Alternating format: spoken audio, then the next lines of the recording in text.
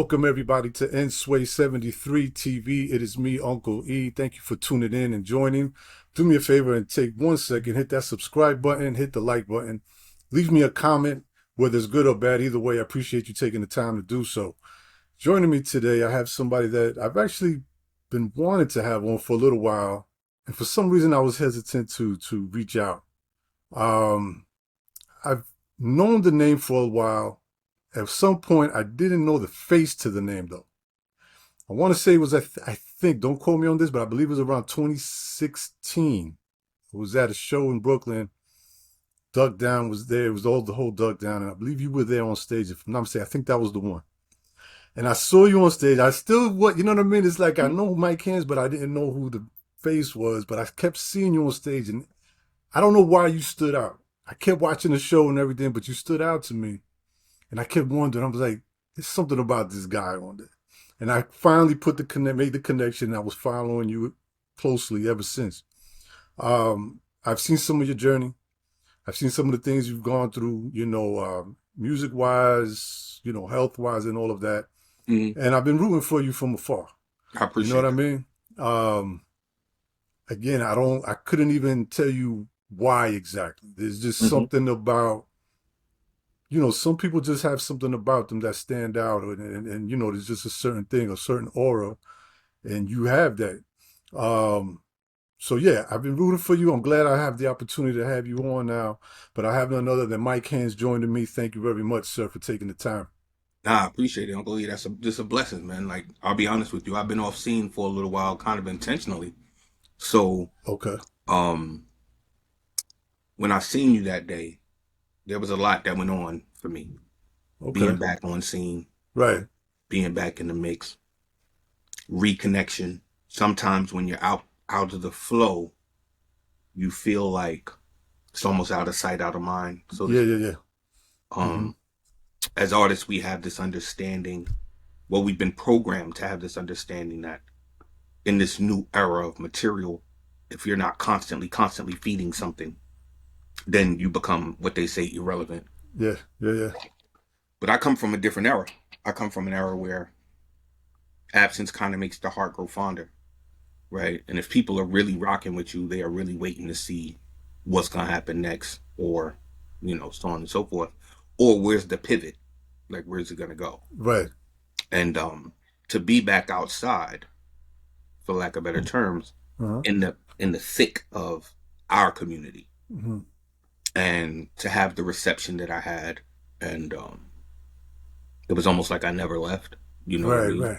Like, it was the same amount of friend, family, and fan engagement. It was the same level of picture taking. It was the same, people. It's something about being close enough to being a fan and being a connection to artists that you can understand what fans and friends and family are going through. It's a genuine connection. I feel like I see my man. Right. And as artists, that's all, especially in the music we do, that's all we want to do. Right? We're hoping to introduce ourselves musically and pour enough of ourselves into the material that you feel like you know me when you meet me. And that's exactly, so the first time I saw you, which is funny because it was at the Bushwick Collective, not this year, it was the year before.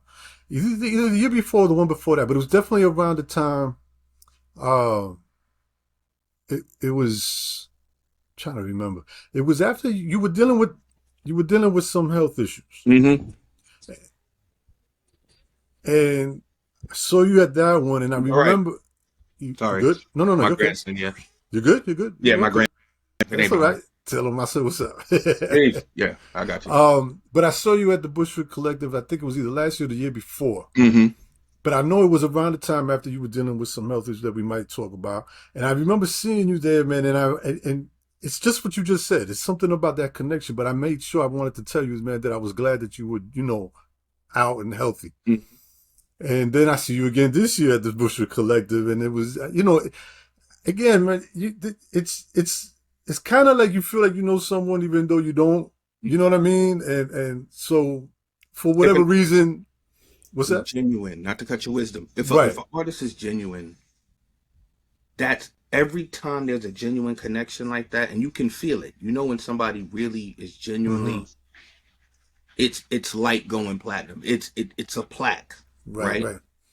If you're really in tune and in it for the right reasons. Exactly. So for me, a long time ago, I realized that I was not trying to make $1 million in music. I Mm-hmm. realized I was not trying to get another label deal. I realized I was not trying to be mainstream. I figured I wanted what I call the Mob Deep formula, right? Okay.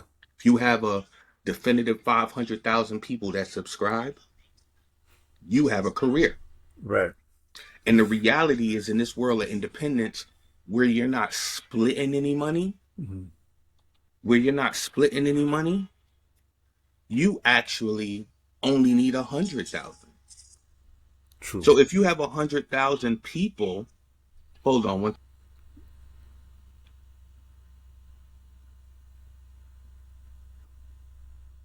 love you.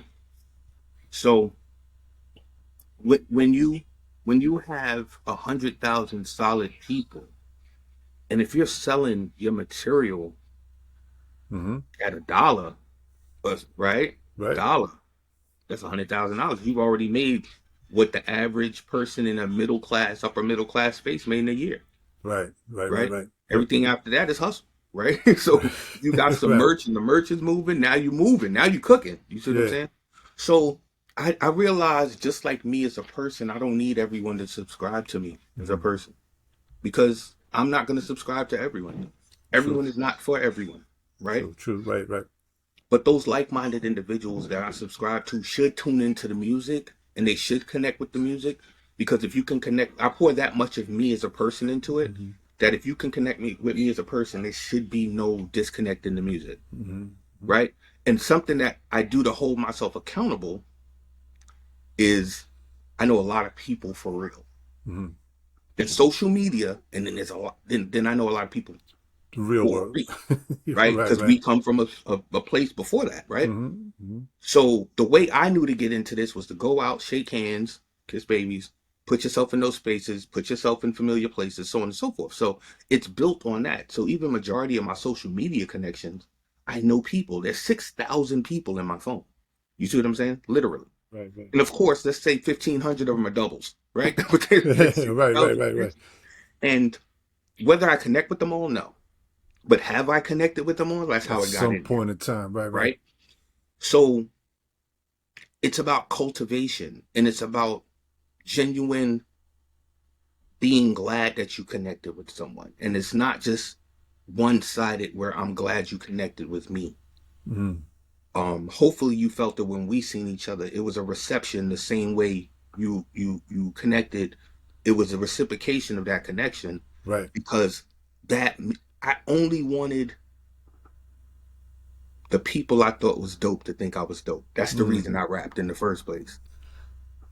Well, we're gonna probably talk a little bit about that because you So, have a long yeah, list so I'm just saying. of people that you've either worked with, collaborated with Mm-hmm. to some extent, which is a little not a little, man, but as a as a fan myself, Mm-hmm. man, I don't see not one person that you've taught, somehow Mm-hmm. collaborated with that I don't like.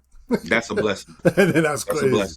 That's But crazy. even that was a bucket list journey. You know Right, what I mean? right, Like right. I'm not just doing this. There's a specific reason why it's you.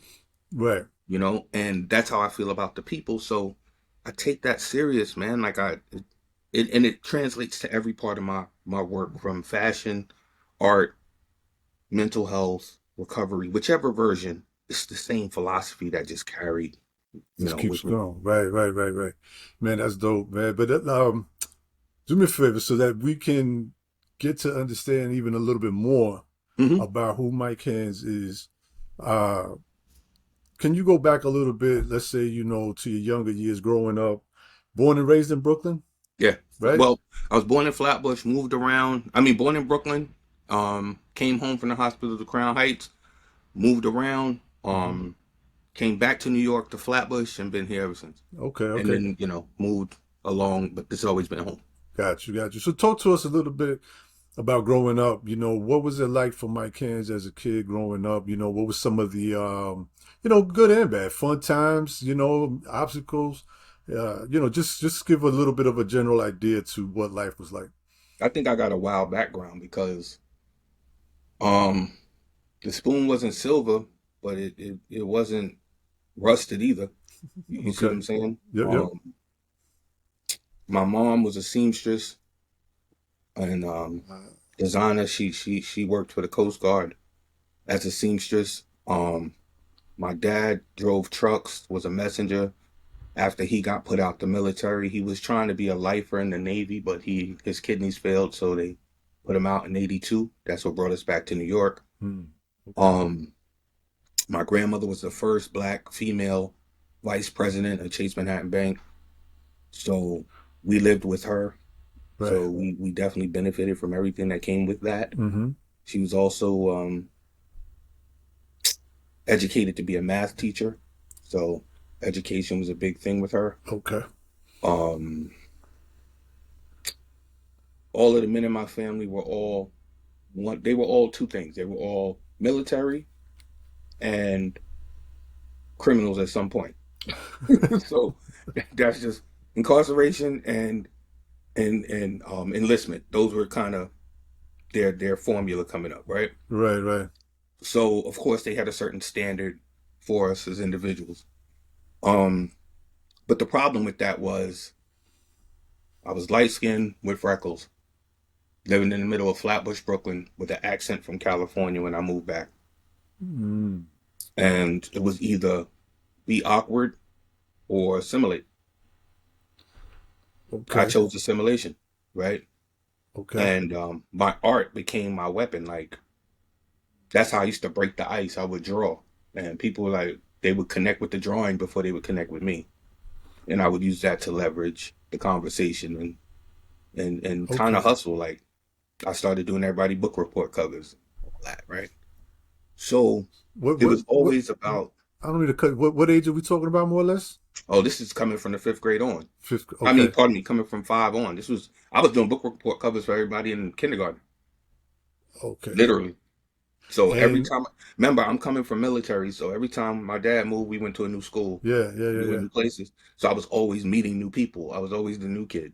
And we're talking about year wise, more or less, just to give Uh, a bit. I moved back to New York October 15th, '82. Okay.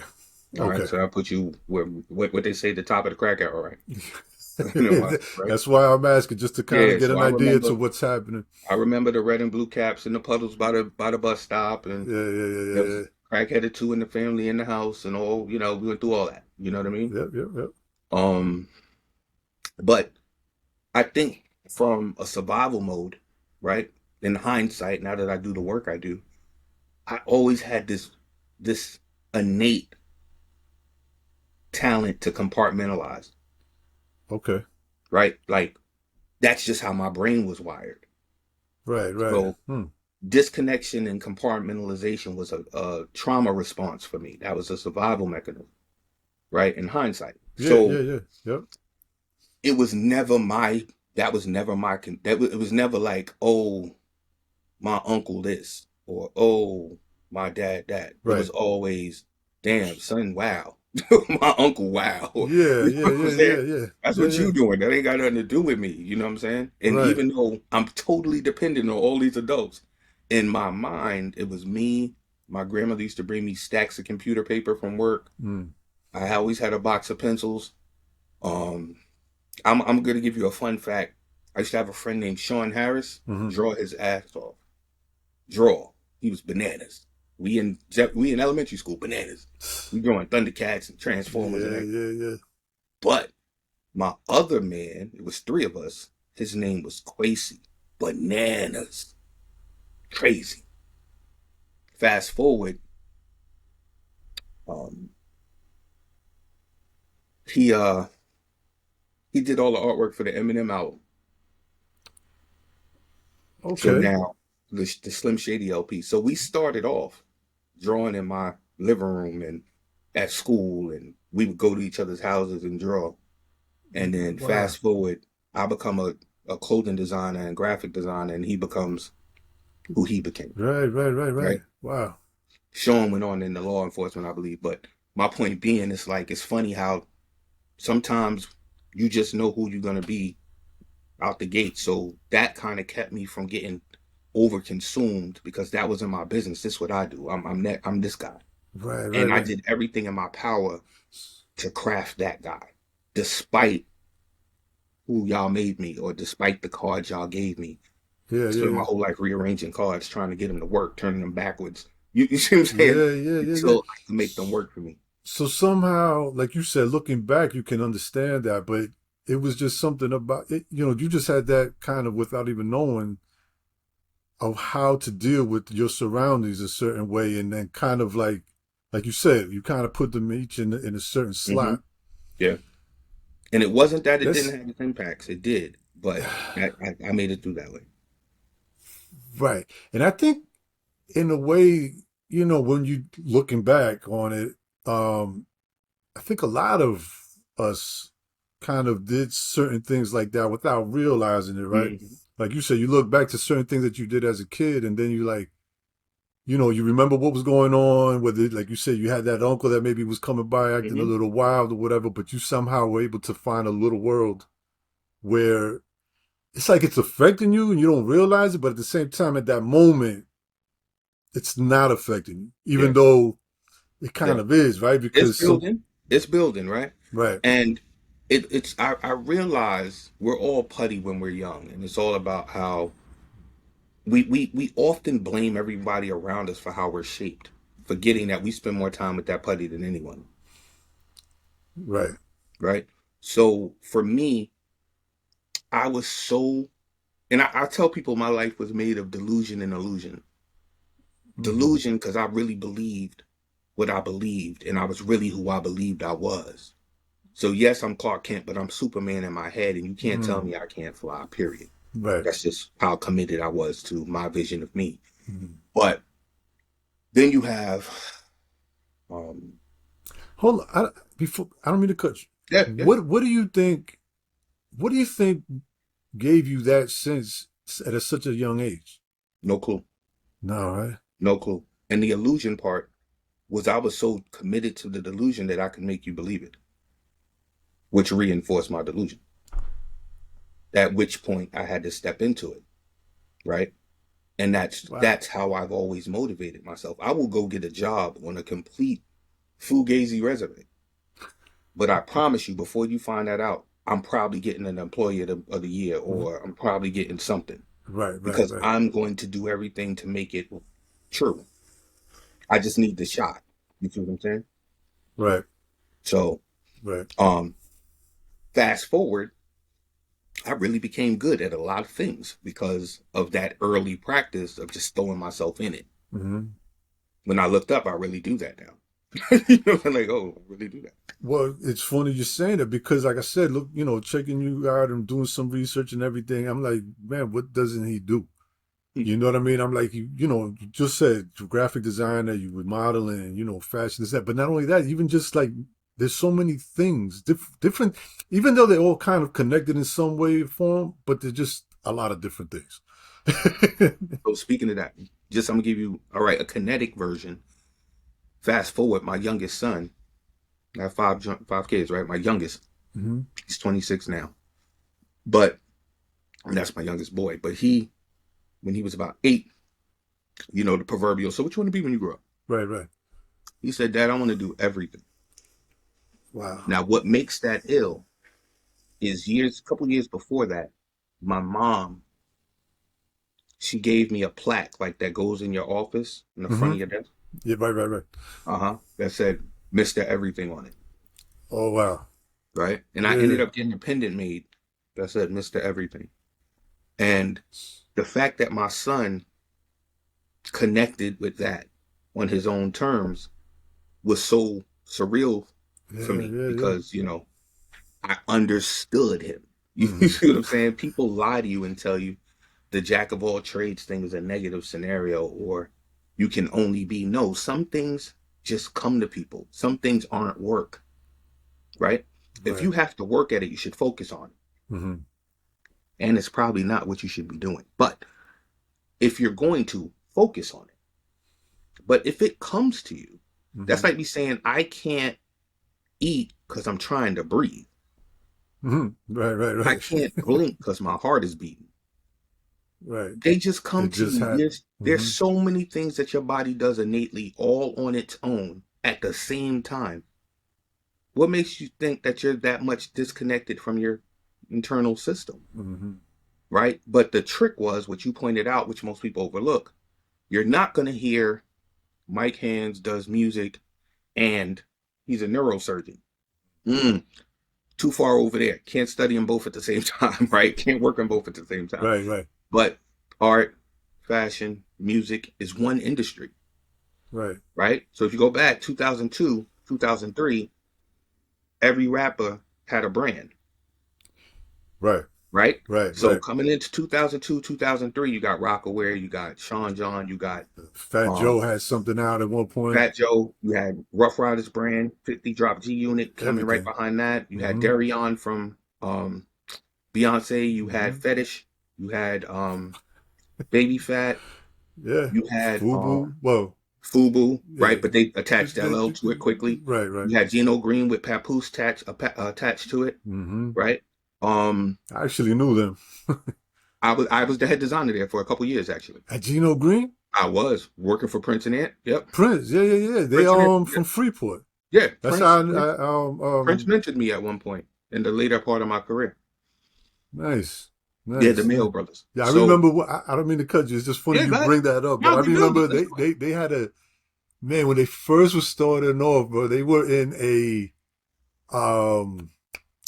Oh my God! It was like a dry cleaner or something, and in the Mhm. back they were pressing up shirts So and now stuff. let me make it go full circle. You seen where it went? Yeah, yeah, yeah, yeah. I have Tour one still buses. around here somewhere, bro. It went crazy, right? It went Yeah, crazy. yeah. I came in on the summit of it all going crazy. Okay. Then it was the shift.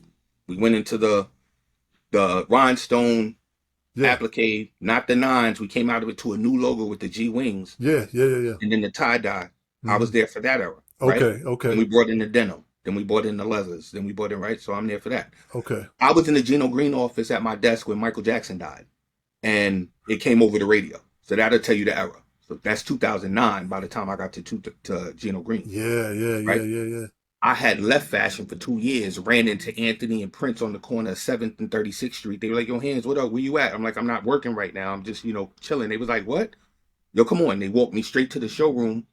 I was working for them Monday morning. Monday morning, I had a desk, right? So We I used to say it call to his say, brother Shag. We used to call his brother Shag that's crazy. because he I was, didn't know that. yeah, yeah, He, way back in because he looked. I mean, not that it's a dude, but mhm, he kind of had the little like Shag from Scooby yeah, yeah. Doo. He actually defended me and a couple of my peoples because he's an attorney. Yes, his brother, the Yeah, brother. Yeah, yeah, yeah, yeah, yeah. yeah, yeah, yeah, yeah. So, Wow, that's dope. Okay. but the full circle part was Mm-hmm. quiet as kept. After everything quieted down, Prince created two other brands. He was in the back of a shop again. All that we was doing in Manhattan, he was in Queens off something in the back of a auto shop, custom shop. Had the whole setup in the back crazy. Wow. I would go check him out there, right? Wow, that's But crazy. long story short, right? Mm-hmm. On that, it was just complete integration of music and fashion Mm-hmm. and art. So it was Lollapalooza for me because I wasn't cheating on one with the other no more. But Right, right. now, when I'm working at Sean John or when I'm working at freelancing at Rockaware or I'm in the Fubu office doing whatever I'm doing, freelancing or whatever, or Esco, right? Pitching Esco a too. line to Okay. Esco Mm-hmm. or over at Complex. Well, now Complex, it was Echo before, Echo. Right, right, right. right? Um, I'm still an artist, but Mm-hmm. as an artist, I'm one in a million. A Okay. gazillion demos coming through here. But as a designer, Right. I'm 1 in 10. And you have no power in my arena. You're Mm. completely dependent on me and these other 9 men to make this part of your business work. So the amount of respect that I get as a designer versus the dispensable feeling you get as an As an artist, artist, yeah, yeah. it made no sense for me to play both cards there. So I Okay. kept my power as a Right, designer. right, And right. that's how I built those relationships. But what happened was Mm. when those brands decided to brand saying, yo, we need to do a mixtape or we need to do this. So yo, can I submit something for that? What you talking about? Can I submit something for Yeah, that? yeah. And that's how oh, yo, son, you crazy. That's how they found that out. Right, because I remember, yeah, a lot of them were starting to do that. Was putting out, there's, I forget what They it had was a whole called. radio station and They everything. had everything, yeah, yeah, yeah. Hmm. But a lot of people were doing, yeah, yeah, yeah. That was an interesting time, actually, Because it man. was all blended. Yeah, yeah, yeah, yeah.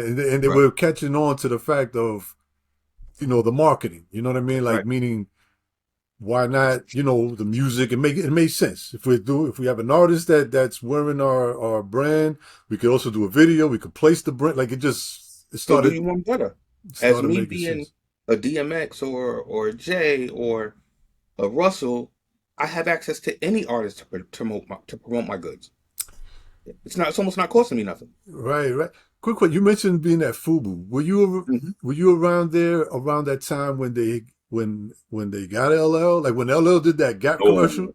No, no, no, no, no. When they had LL, that was the very beginning. That That was yeah, it their first was. major push, right? That's back when we were Yeah. at Magic, right? Magic, Okay. the fashion convention out in Yeah, Vegas. yeah. We're out at Magic and they had no booth. Okay. They got a double suite and they Okay. had all the clothes in the suite and promoted a suite party Wow. with LL. With So that LL. brought everybody in. They got to show their goods, sell their stuff without having to pay the convention to be on the floor. Then that became the formula for the next 10 years. Right. Right. Product Supreme, Maurice Malone, Hmm. um, us. Like we all came through at some point. Like nah, we could get past the $20,000 just for the floor space. Then Hmm. another $30,000 to build a booth. Right. Just get a double suite, Right. Right. Right. It's right? crazy. So, okay, going back a little bit Yeah, I'm with again. you. Um, as a kid, we talked about the time, the era. There was a lot of stuff going on, right? Hmm. Meaning in the streets. I mean, you kind of went out. It was normal in one way as far as it was just an everyday thing. But Hmm. how did you navigate what was going on in the streets, not falling, victim to the streets, meaning getting caught up in the wrong things. Whether you had your hand, listen, all of us, I think, as kids that came up in that time, kind of dealt with something in one fashion or another on the not so right side. Hmm. But some unfortunately stayed, you know what I mean? And things didn't turn out maybe the way they should have. Hmm. How did that all play out for you? Okay, so one, as I mentioned to you, I had a dedication to who I was going to be from young, Right. right? I committed in the fifth grade. In the fifth grade, shout out Mr. Ventura, PS 249.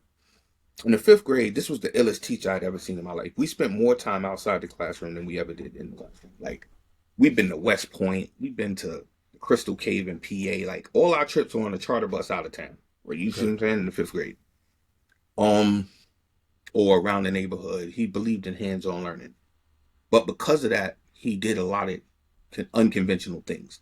So he had this one student that used to be in his class, that went on to work for DC as a pencil artist, right? Nice.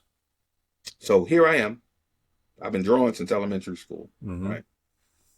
I got in trouble in this same class, and he gave me a stack of paper and sat me in the corner and ignored me for a week.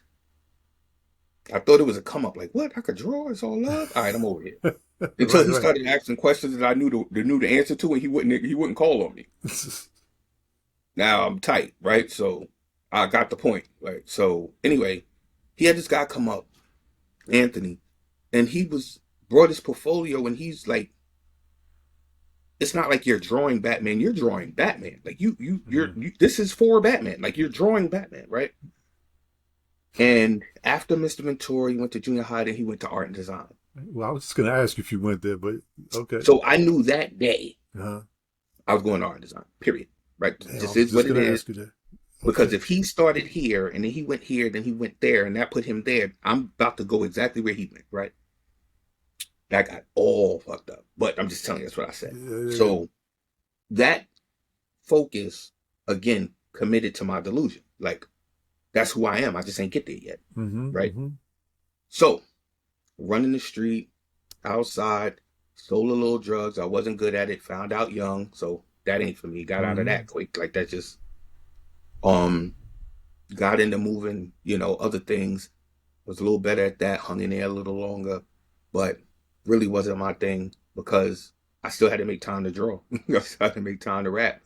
And I was singing before I was rhyming, so that took even more studio time than rapping did. You see what I'm saying? Like I was in a one of them boy groups back in the days, back when the boys was out and all that. So that had me in vocal training, it had me in the studio, it had me in dance rehearsal, it had me in a bunch of, Yeah. stuff that just ate my time. You see what Right. I'm saying? But again, like I mentioned before, fitting in and assimilating was necessary or you was just gonna stand out.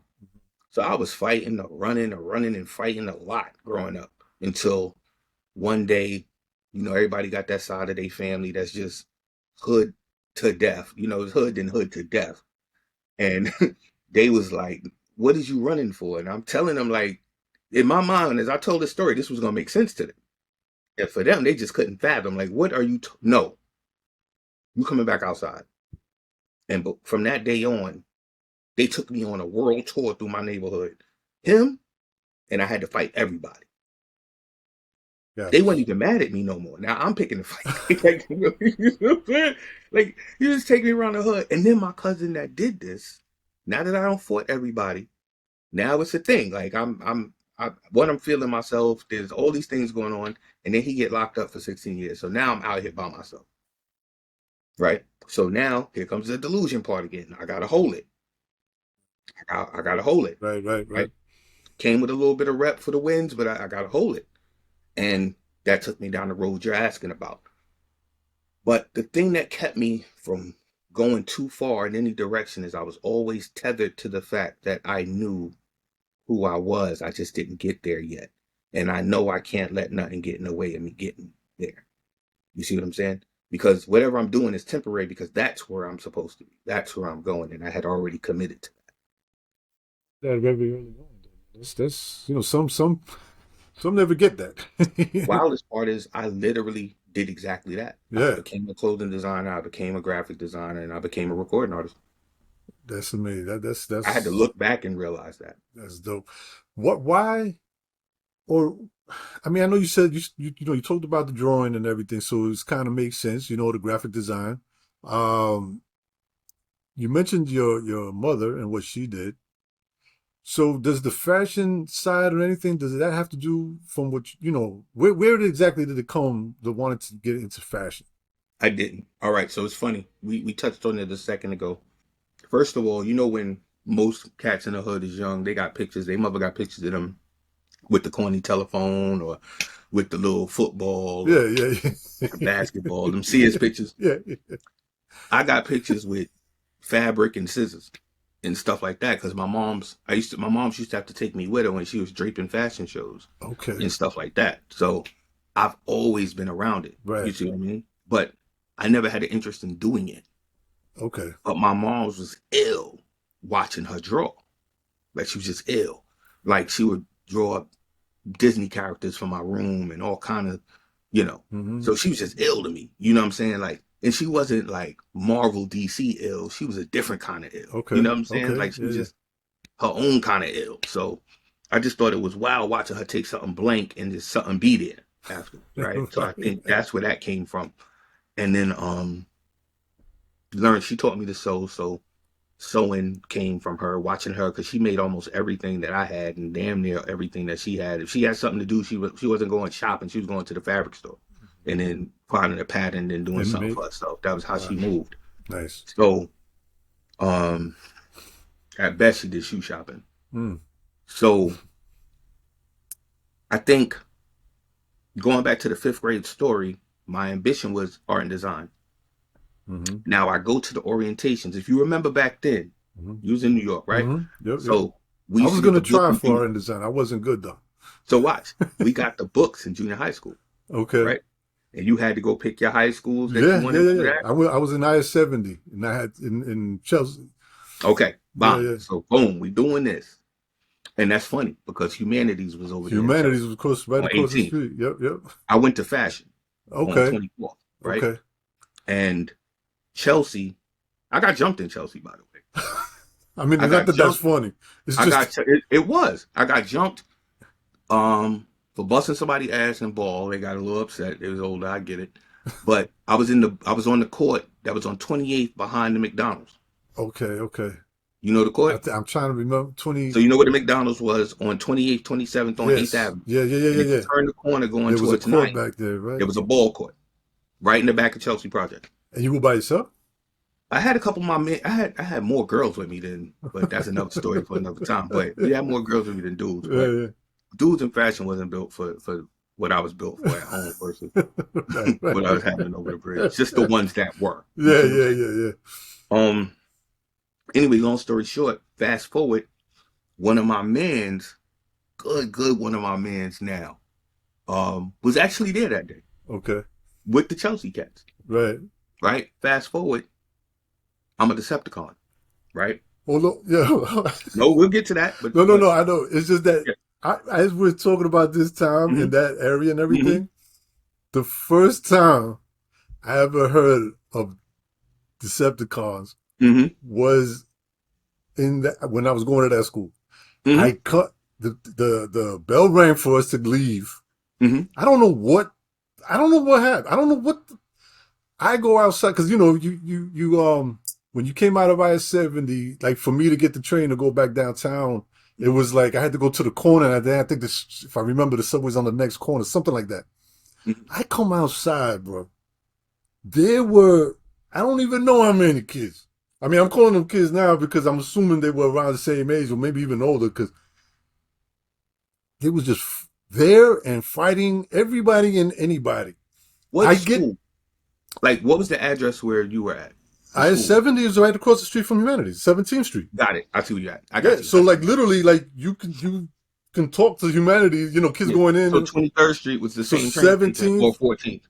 the train, you got off at the 14th Street stop, Got it. came up, but then when you came up, you were like right there. You know what I mean? I got you. Yeah, yeah, I just had to put it together because yeah. that was a long station.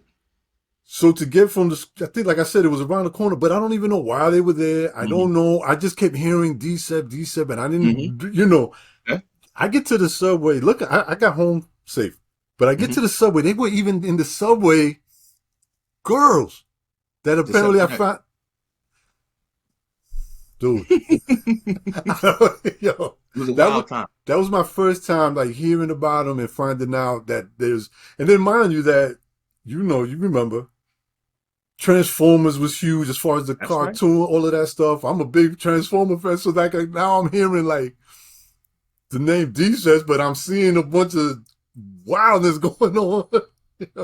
Anyway, I just had to. It's just funny because I'm No, like, that's real. That's real because you couldn't have told me that you were here during that era and you didn't have some story. To be right, quite honest, right? right. Whether you were spectating, caught up in it, your man was in it, Something, yeah, yeah, something. yeah, yeah. But I'm sorry, man. Go ahead, go ahead. no worries. This is my interview style, by the way. Like Okay, if you ever okay. watched any of them, it's conversational or Yeah, yeah. I Q&A. That's just how I do Yeah, I my don't do the interviews as Q&A. well too. I like people to just listen in on a good conversation. Mm-hmm. But fast forward that day, they say we decep even when we by ourselves because I definitely had to hold myself down. But fast forward, my man is con as well. Mm-hmm. Not at the time. We had no clue we both were. I held myself down with his homie, went through what we went through, Mm-hmm. and fast forward, I'm back in Chelsea at his crib years later as grown people. Mm-hmm. You know what I'm saying? Mm-hmm. Vibing and he was in music too. So shout out my man Ant. But it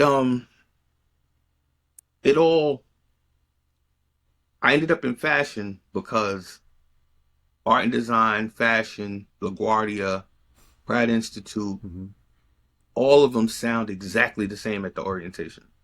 I Okay. went to all. I got called. I went to every orientation for Okay. every art school in the city, Right. and I was accepted to all of them. So Okay. now it's Okay. orientation time. Okay. Fashion was the last one that I went to the orientation for. Okay. Sounding the same again. I was getting frustrated. Like, Mm-hmm. now I was so sure, and now I'm confused because they all sound like they offer the same exact thing. Okay. But then the principal, I'll never forget it, Mr. Benici at the time said, the population is 85% girls. I said, what? Now you got to think, I'm freckled, red hair, awkward, skinny, Yeah, long. yeah, I'm not winning like that. So wait, 85, I'm doing the math. Like I could win here. You see what I'm saying? Then he did the ratio. He said 25-1. I said, Ma. yeah. She Fashion. just shook her head. I said, I'm going here. Let me go to the bathroom. I get up to go to the bathroom. The first female I asked, she was like she was an usher for the, Mm-hmm. hosting where the bathroom is.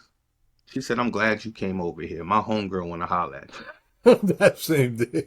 I'm locked in, bro. You can't tell me this is where I belong. This Yeah, is a yeah, life yeah, yeah. decision. And yeah, I went to So fashion. I you was went getting to cutting fashion. cards from everywhere else until October. Wow.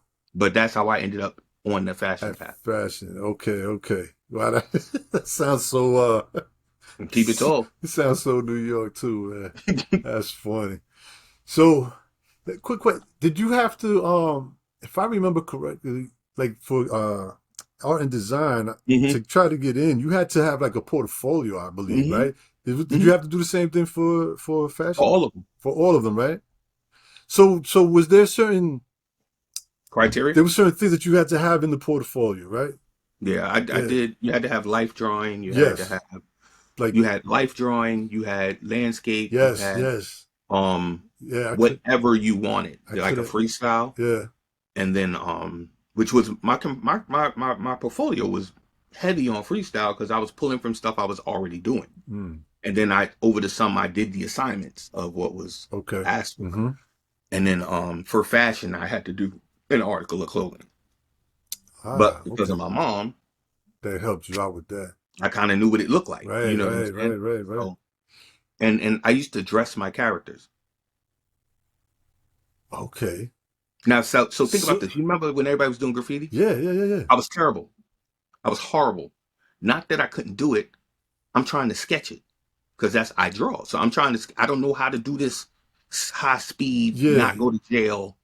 So I'm yeah. gonna get us caught. Don't take me. Yeah, yeah, yeah, yeah. So what they started doing is calling me in to do the characters. Do the character. So I go back the night after and then add the character. You Really? know what I mean? Because I had or to the. Sometimes I would design it. They would do the piece. I would add it on the page, Yeah. and then their reference page they'd go do it. Uh, But I didn't have that speed. Like I gotta yeah, go through yeah, my yeah. process, More, and I'm gonna get a more, more. So you just more on pay. I mean, like on Yeah, paper, black yeah. book maybe or something like that. But I'm gonna just paint your crib. Like I'm gonna ruin everything with cans. I just don't have that art. got you, man. So you were doing the characters. At what during all of this that's going on? Because you mentioned also the singing. hmm So is that happening simultaneously?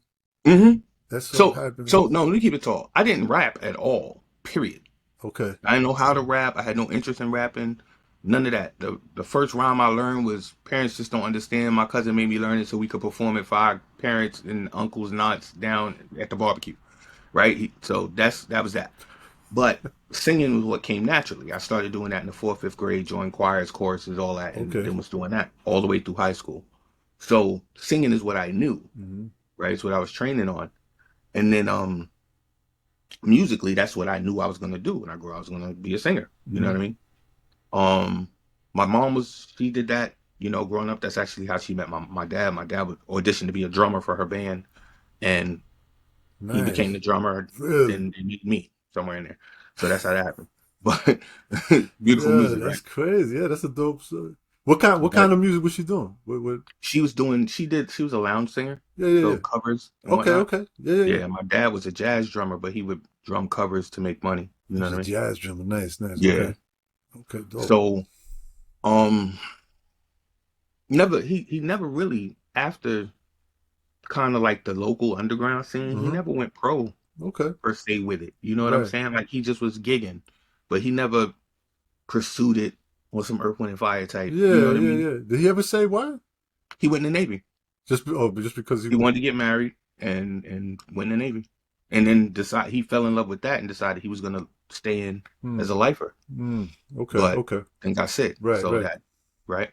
So with that comes depression, comes those different things that then impacted things as well. But Mm-hmm.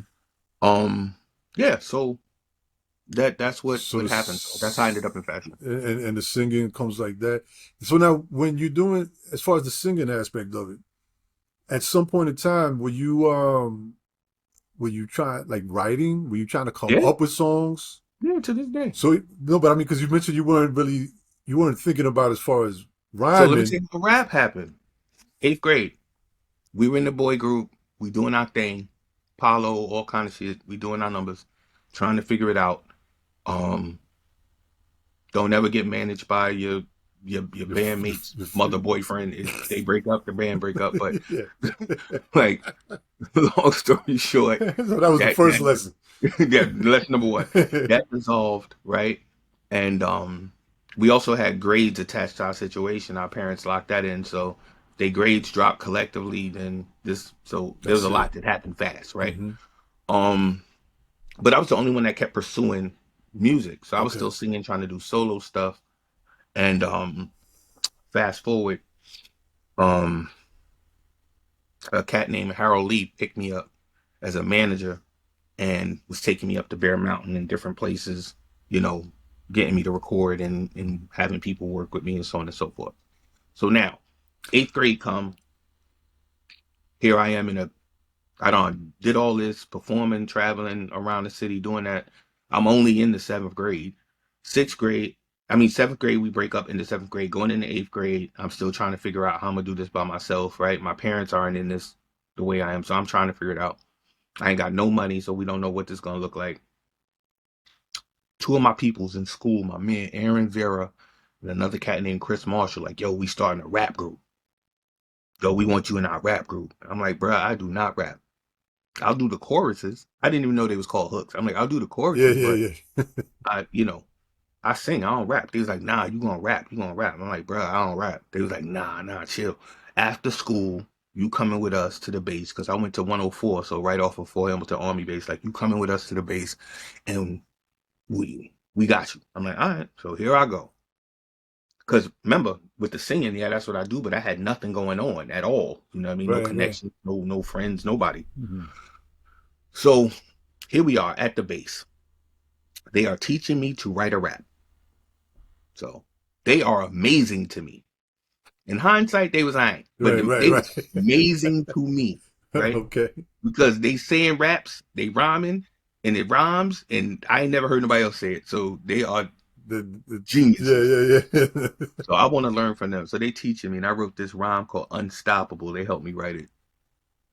And when I say help me, it was like, nah, change that, change that, change Yeah, that. yeah, yeah. You know what I mean? Until I Uh-huh. came up with something that I could keep. So Something that they felt was I was good. Yeah, yeah. I was writing this one verse for like 4 hours, right? Okay, Just okay. change that, change that, change that. But I could write songs, so all of my bars started off real melodic. All Okay. my flows were real melodic. I was damn near Bone Thug. It was Right, real right, right, melodic. right. So I was using songwriting cadences as far as structure, Mm-hmm. right? Okay. So I'm writing with resolves and all kind. They're like, "What are you, bruh?" Yeah, yeah, yeah. So, but the Snapple fact or the fun fact Uh-huh. about the story is upstairs. His older brother and his partner are rehearsing and rapping for real. Okay. So I thought they was good, but they're rapping for Yeah, real, they okay. right? This sound like Bobito and stretching them upstairs. Right, Like right, this is right. real. So you could hear them through the floor in the dining room where we were. And his brother had a group called Chaos and Mass Confusion.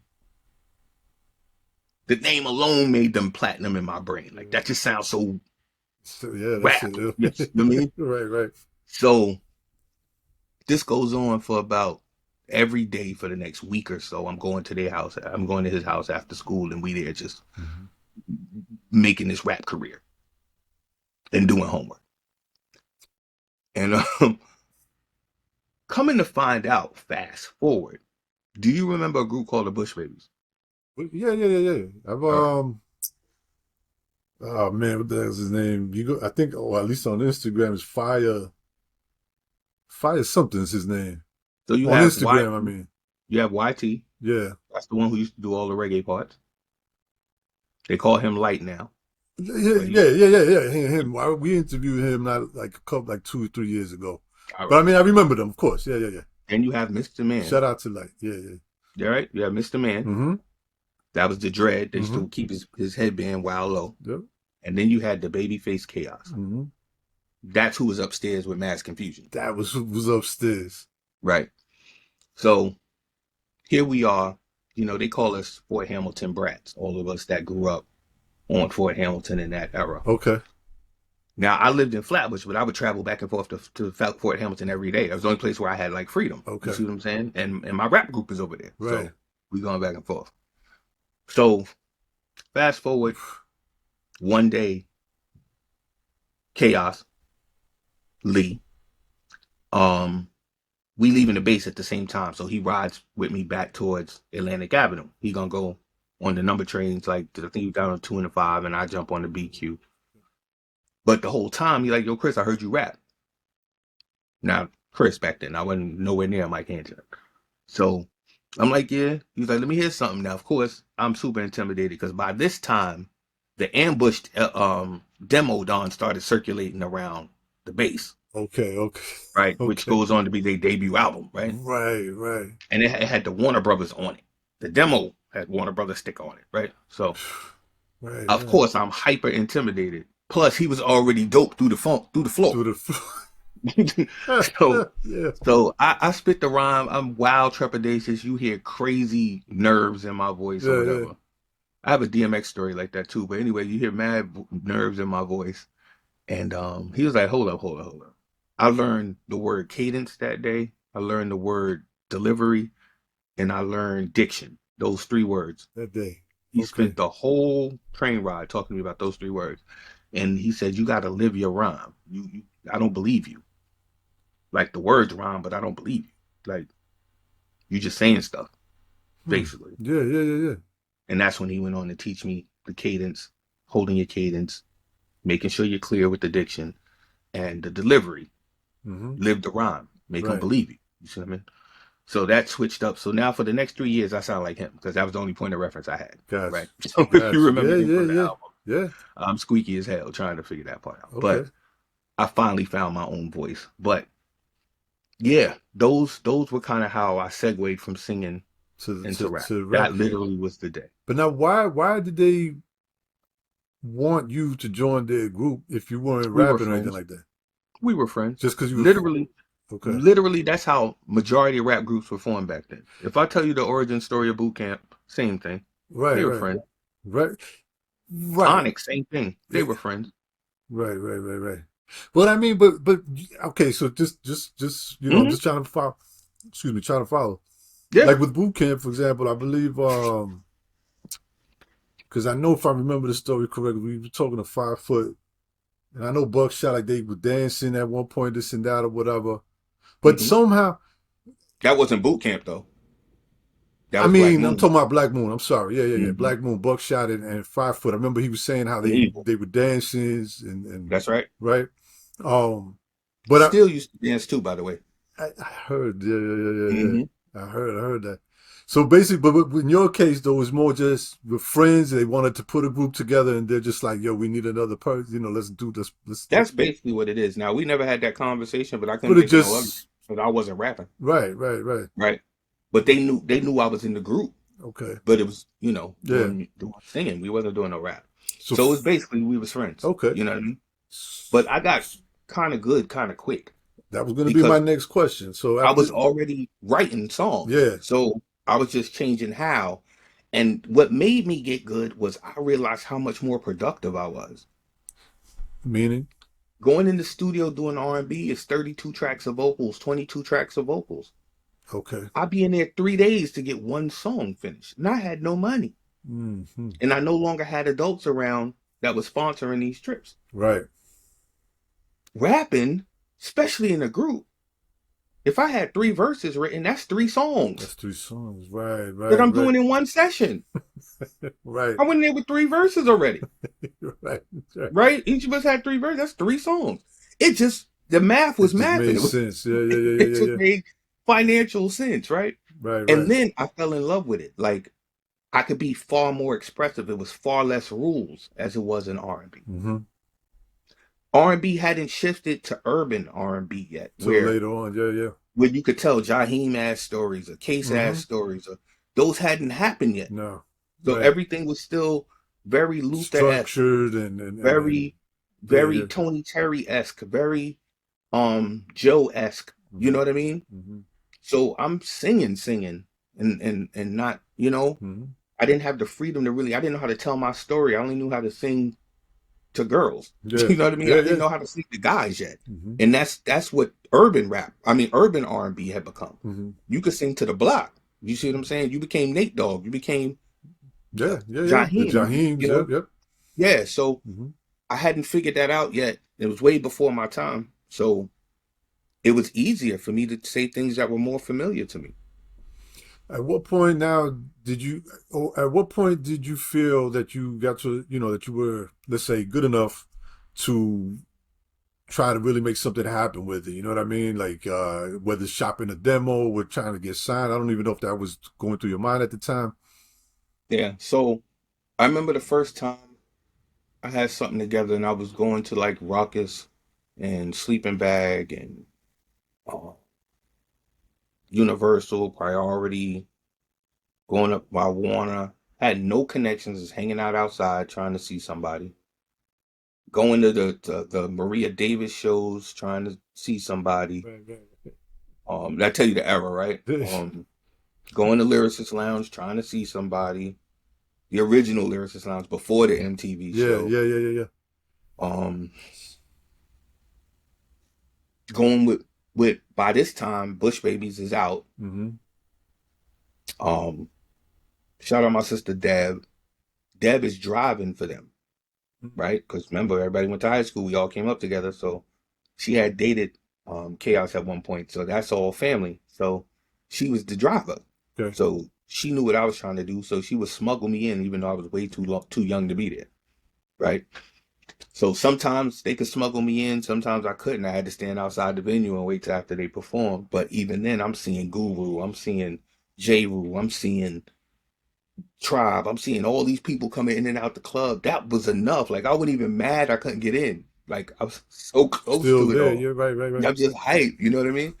And then I would sneak in at some point, though the show might be almost over, but I would get in. Mm-hmm. Security always lighten up at the end when all the action is Yeah, over. yeah, yeah. But you know, all of that kind of played its role in sharpening and crafting and motivating me to want to get better, and motivating me to want to get heard, and motivating me to want to get seen, and then venture into Washington Square Park and then being scared to rhyme all over again because everybody's so damn nice. Yeah, yeah, yeah, yeah. You know, but I'm writing to get my weight up till the first day that I can rhyme, and then once I get the reaction, now I want to stay here. Okay. Going Okay. lunchroom to lunchroom, sneaking into other people's school just to battle in the lunchrooms. Mm-hmm. You know what I mean? Stairwells with other dope MCs. You know, same thing. Just trying to hang. That's Right, really what it was. right, right, right. So did you so fast forward a little bit after that, at what point did you say, I mean, I know you said as far as trying to get recognized going to all these Mhm. places, but what's your first time that you actually get, A situation?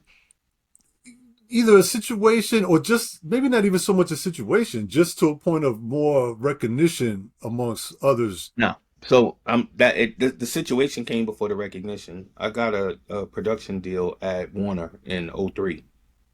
So the situation, okay, how did that, Yeah. how? I ended up with a manager that had a connection with who was it? Kenyatta. Kenyatta. What was it, Kenyatta?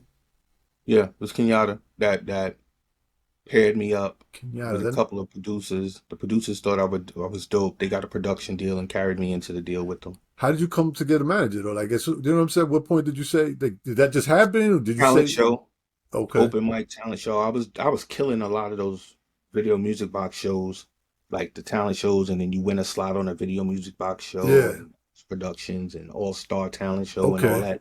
I was doing all of those, and one would kind of lead to another thing, and I'll win this, and then that'll get me an opening slot on that and okay, whatever. okay, So 93 was the first pro show. Like I won. There used to be a club called the Arc in Brooklyn, hmm, and I did this Ellison production show.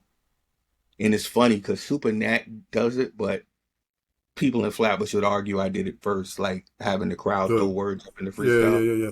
And I went for two songs back to back straight. And my cousin was with me. He took the mic and was running around the crowd, and I was just catching them all and just going. And that's what caught the attention of the manager. And then Okay, we okay, started that relationship. That manager didn't work out, but that's when I started realizing what that felt like. That I need somebody like this that know a few more people than I the know. connection, And right? then I started aligning myself. And each show, I would meet somebody who's trying to come up on somebody. So Okay, I got smart enough to know, well, let me get what I could get out of it while they trying to get what they could get out of it. And got then you, smart enough to network and make my own connections from their connections. got you, got you. So that situation happens, you get that. Um, how did that go? Terrible because that particular manager, took all the production bread. Um, so my masters get locked in the studio of everything I worked on during that deal. The producers got screwed. I got screwed. Um, Luckily, the owner of the studio, I had a really good relationship with him. He was super cool. He sat and explained like I can't give you the records because that's the only leverage I got to get paid. But he cut me a snippet of everything to allow me to be able to shop my material. And if you can get a situation, come get your master. And that's how I got into the next situation. So But that for just you, was but relationship. yeah, but for your first, I mean, this is your first situation coming Hmm. from everything that you just said, and that's what Hmm. you got met with was Yeah, total yeah. disappointments in a way. You know what I mean? That's a fact. Okay, now going back to the younger version of you, focus. Well, having that, knowing what it is that you want to do, you get Hmm. dealt with this situation now. I'm gonna assume, obviously, that you're not saying, the hell with this. I'm not gonna deal with this craziness. I know where it is that I'm going and what I'm supposed to be doing. Move on to the Hmm. next. Okay. It hurt though, starting over. I, I can imagine. Yeah. How long did it take before you moved on from that situation to try to say, let me pursue the next one? More or So less. my oldest daughter was tight. She hated that dude. Like she hated him. She just had a horrible feeling about him. Right. And Before she everything couldn't. happened. Yeah, she just couldn't. She didn't like him. She would lead her to live. Like she wouldn't even be down on the first floor when he came to the house. Like she just didn't like him. Hmm.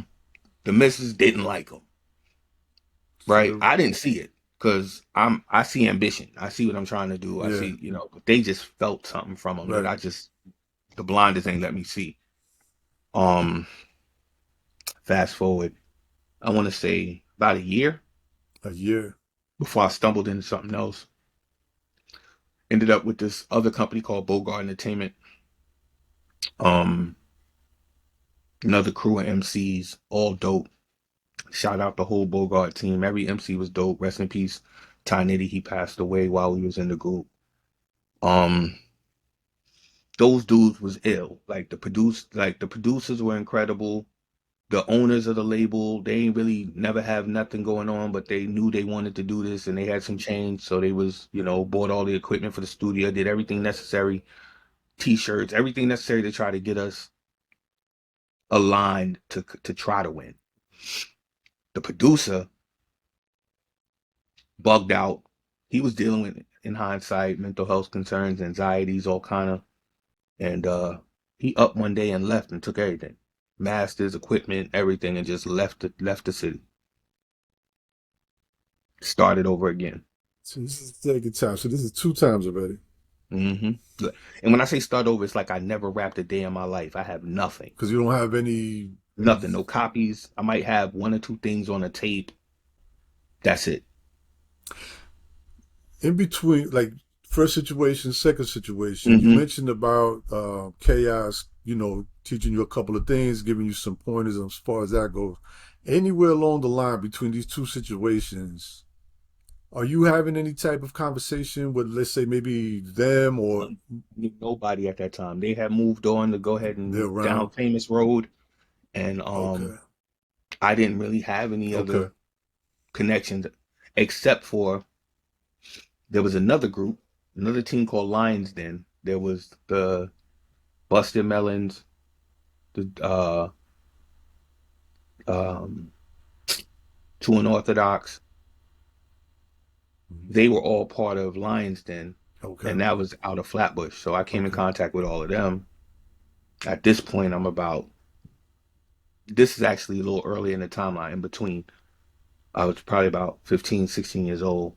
And yeah, let's go back. This was before the 2003. So let's go back. The Bogart situation happened prior to that. So let me unjumble those. So Mm-hmm. Bogart, this, that, Okay. Warner. We start working out. We still fam to this day.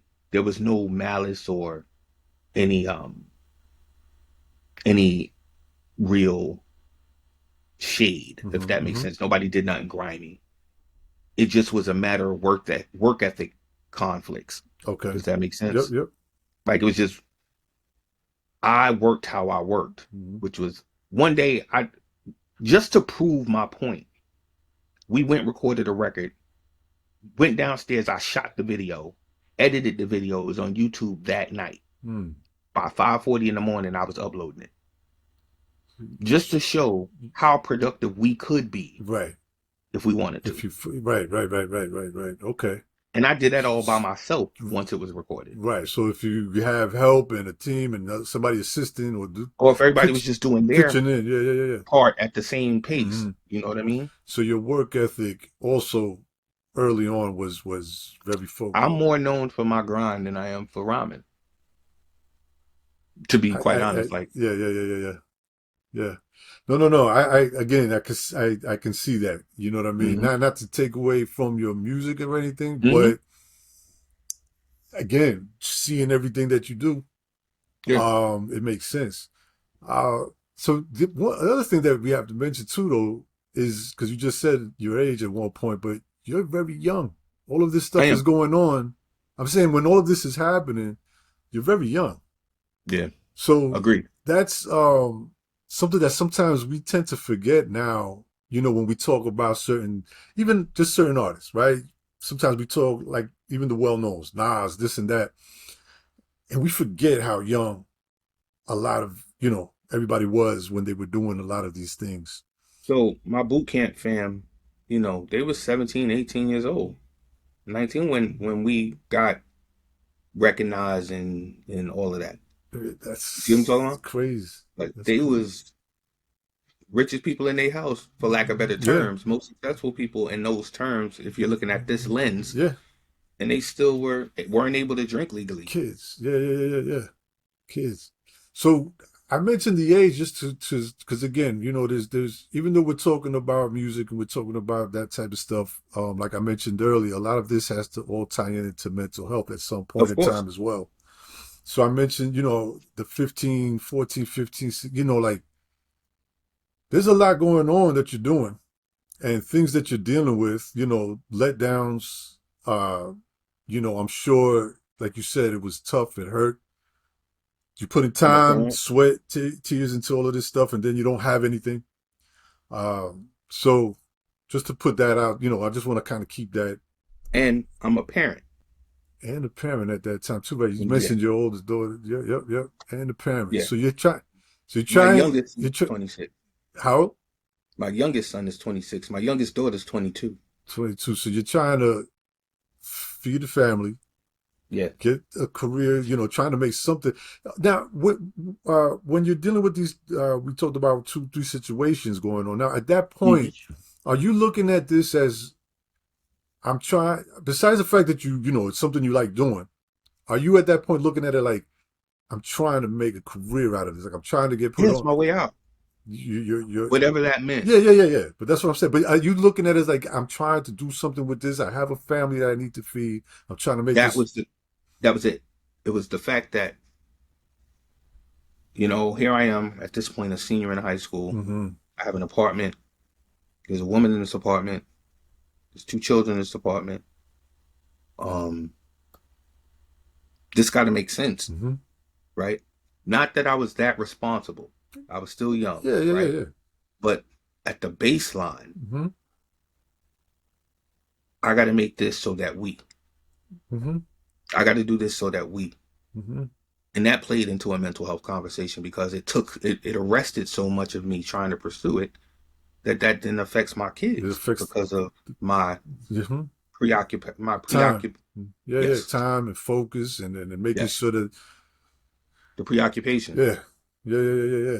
Now, so earlier on, we talked about the fashion. We talked about the FUBU and everything else that you Hmm. were dealing with.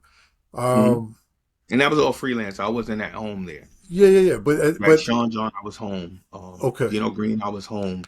I was the head designer at Pepsi. I was, so there's certain place I was home and certain place I was just doing freestyle. I mean, doing freelance for the check. okay. Now, so when that's happening in relation to what we're talking about as far as the music, is this happening at the same time, before, after? When you're doing the fashion part of things, Concurrent. it is. All of it's happening at the same time. Because you mentioned at one point too that through the fashion world and industry and everything like that, you also started kind of building these relationships. That's right. Okay, so now, at what point do you did it come ever at a certain point where you were met with a situation that somewhat worked? And I'm saying somewhat because we all know that sometimes even the best situation might sound great or on paper looks great and everything, but it's not really. All of them. Right. So They all worked. they all work. Because in my mind, everything was because I had this ambition. So something gave me lived experience. Something gave me access to a travel, or something added a show I did out of town, or something took me overseas, or something took me somewhere that I wouldn't have gotten without that situation. That ultimately, and here, look, let me tell you what's wild. It ultimately built a resume for me Mm-hmm. that I ended up stepping into becoming an A&R at some point down the line. All based on my artist sensibility, as they say. Right. But you're realizing all of this at the moment or after? After, of course, After. everything is hindsight. Right. My whole life is 2020. It's all Right. hindsight. Yeah. So how did you deal with it in the moment? Kept What did going, you do to what's that? kept going. Just That was it. just kept going. All I could do is cry on the run. I had to keep going. My mother mourned more than I did. My mom used to say, "I just wish you didn't have to be disappointed so much." I think even when I was trying to cover it up, she could see it. Yeah. You Yeah. know what I mean? I used to put it out there, kind of like, well, I just got to figure it out. You know what I'm saying? Like, and I had this never say die kind of energy about me. But my mom, I think she used to feel it a Okay. lot. Now looking back again, do you feel that I mean that type of attitude that you had as far as keep going and this and that, um, obviously it's a way of coping and dealing with the frustration. That's right. Did you ever get to a point where that frustration and that disappointment and all of that stuff kind of came to a head that you just, Yes. at what point was that?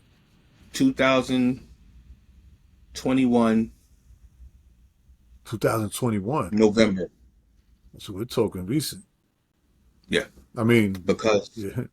the straw that broke the camel's back, where I couldn't keep up the illusion and delusion, but so much, Hmm. was when my kidneys failed. And when I ended up having to get on that machine every day Yeah. for those years, there was no way for me to spin it in my mind to get past that.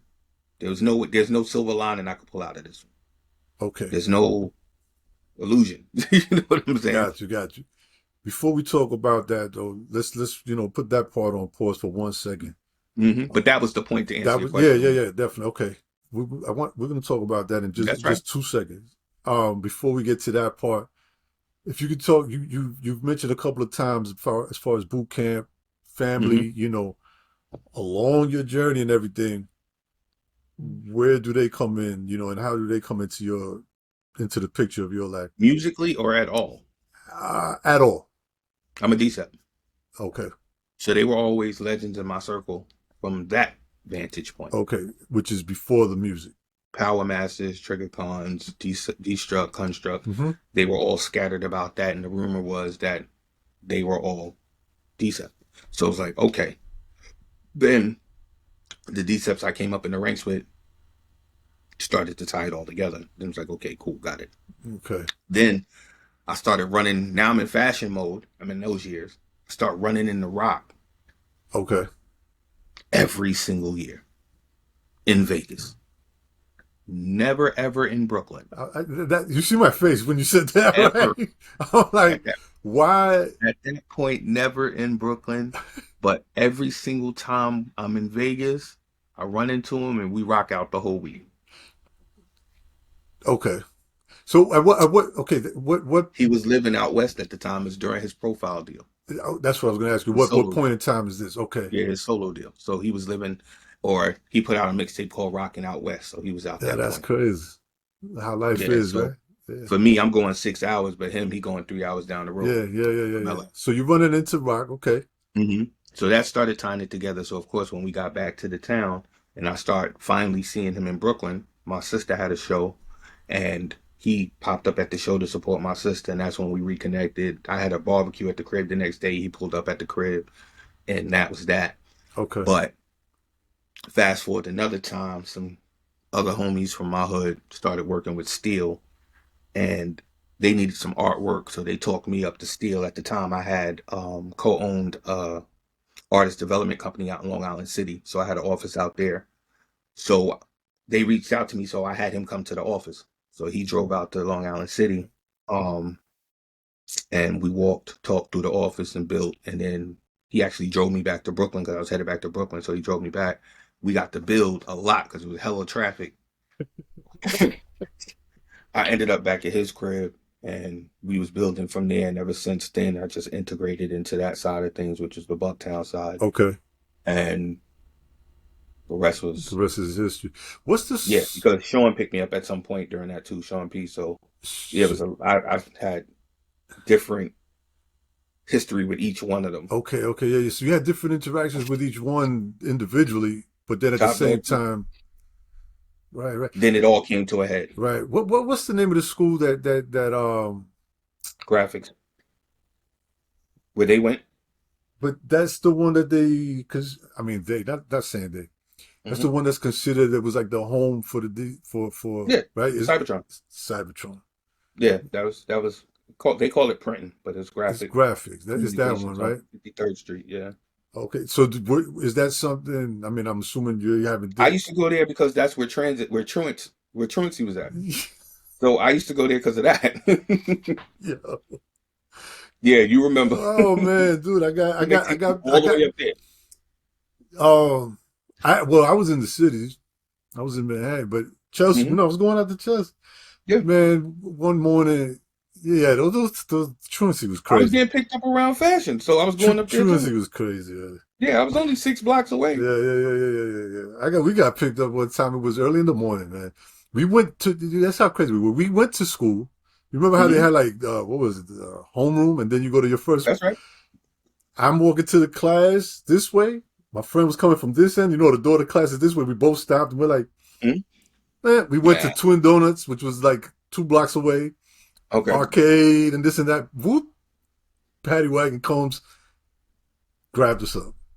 Yeah, Driving I got past the school too, because we're like, quite a yo, few times. there's a school rest right there. We did now. We got to go up.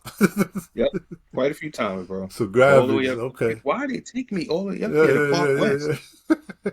All right, But so okay, that's the connection with boot camp and everything. So the DCEPs, mhm. cool. But ironically, the music brought us together. Before that, everybody was just legends. Mhm, I'm a younger cat, so everybody was just legends mhm. floating around it. Okay, and then the music is actually what kind of really ties it all in. Yeah. Okay. Now, do you ever find yourself in a situation as far as with boot camp, duck down, anything like that? Did anything ever come about as far as no? Duck Down was never interested in me for music. They were interested in me for art. I've done a ton of designs for them, Okay. but they were never really interested in me musically. Mm, We had the conversation, but it's never amounted to nothing. They'd asked me if I had any t-shirt designs or okay. anything of the sort. So that was where they seen value in me. So I left it at that and maximized on that. Okay. It was a check coming, so that's ultimately why I wanted the deal, right? So Mm-hmm. I would just let them pay me for that. Now, musically, still had his own label, Bucktown, Right. Mm-hmm. and I would work musically with them in directly, Okay. right? So never had a situation with them either. They didn't pick me up for that. But I always created my own situations Mm-hmm. that became valuable to the situation. So I started my own label, started my own publishing company. Mm-hmm. Then I started them recordings, and then me and my partner Innocent, and then from there we were kind of doing our own things and inviting them. Then I started Writer's Block concert series. And once I started Writer's Block, I was booking everybody to come, perform on the shows, and Right. they was doing it for the love of the relationship. Mm-hmm. So I needed headliners. They came and popped out, and Sean leveraged his birthday. Like I had designed this crazy line of decent sweatshirts because I'm still leveraging my fashion background. Right? Everybody need merch. Right. Nobody's gonna do it quite like I will because y'all just gonna print on a T-shirt. I can actually make you something from scratch, and I have factory relationships. It's just different. You know what I'm saying? So, um, Sean was like, "All right, I'll come do it. I just need two of those sweatshirts." So Okay. that's what I did. I did the two sweatshirts, and he came in and headlined my show. Okay. Okay. And of course, if one of them was on, the other ones popped out to support, Right. and it just became Right. what it was. Right. Right. Right. Right.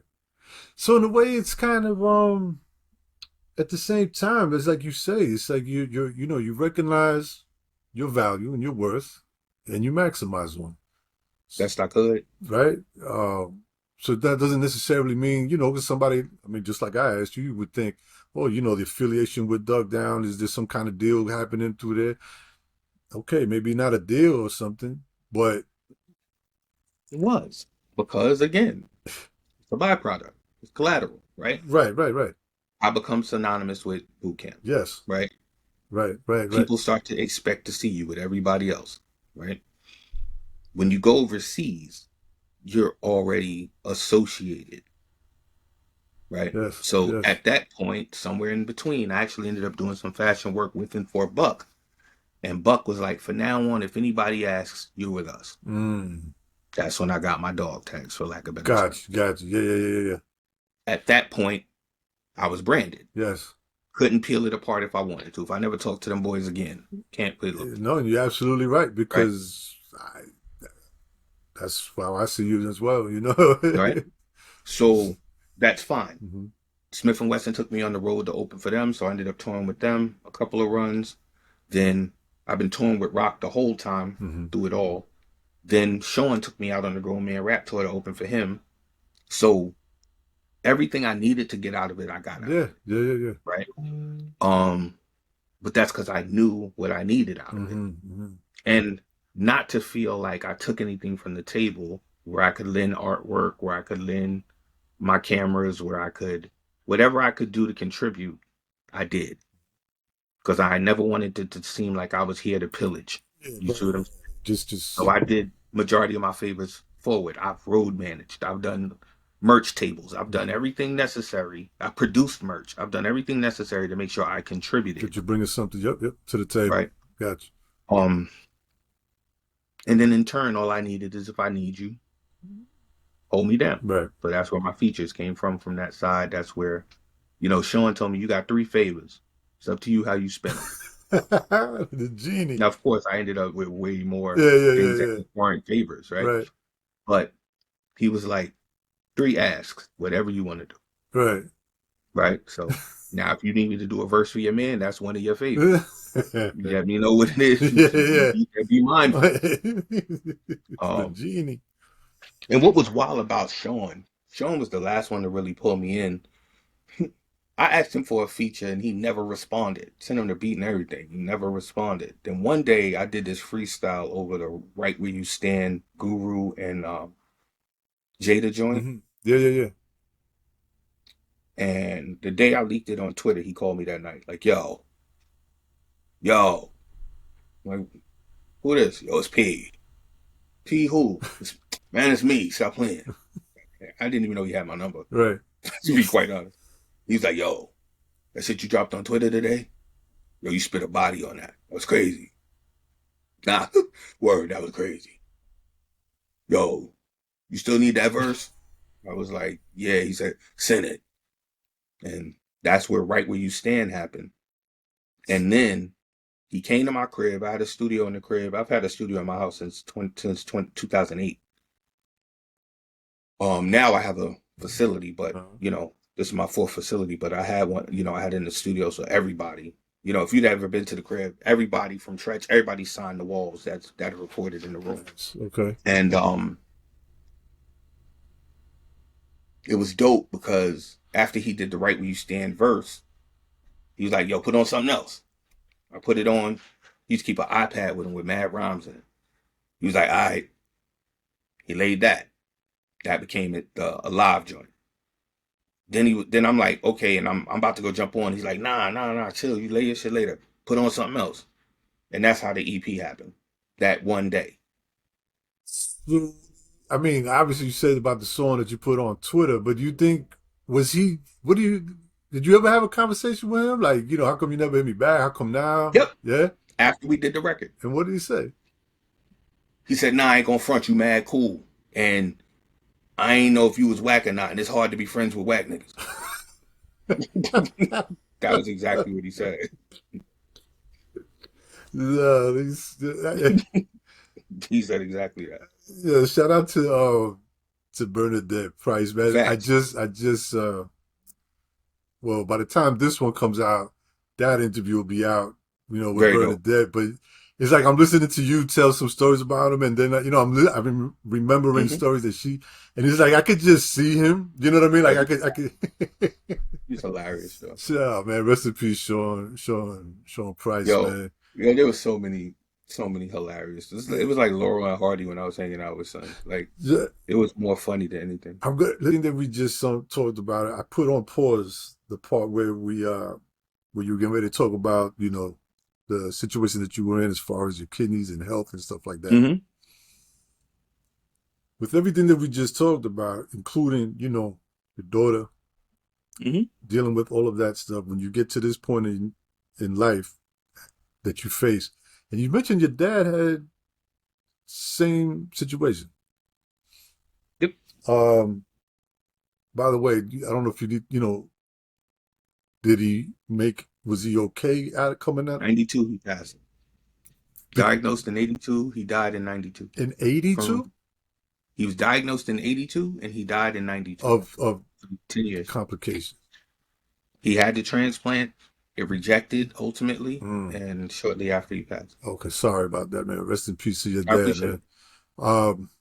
Talk a little bit about if you can, what you would like to share. I'm open, bro. The whole journey was on Instagram. I know. I was following. I did that on purpose. That's how I coped. Okay. If you could just kind of, talk a little bit about it. I just really, I'm more, again, to tie in everything.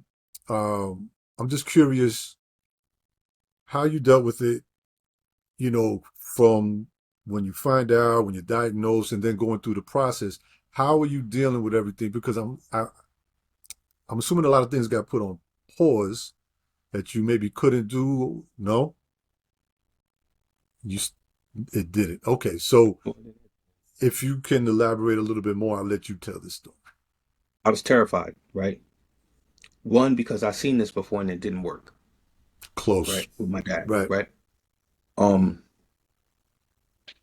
2008, I was told that I have markers in my blood, meaning I'm high risk for, right? That's basically what markers mean. Like, we see indicators in your blood saying that you are very much eligible for that. Okay.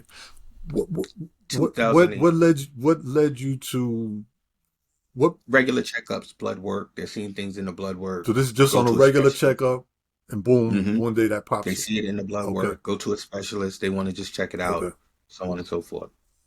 So now they got me on this preventative medication and things trying to keep it at bay. 2008. I am not faithful to this medication. I'm gonna keep it tall. Like I'm taking it, and then I'm having these large amounts of time where I'm not taking it. Okay. Not for any particular reason, just living faster than my reality, if that makes Yeah. Yeah. sense. Yeah. And come fast forward 2018, the bottom falls out.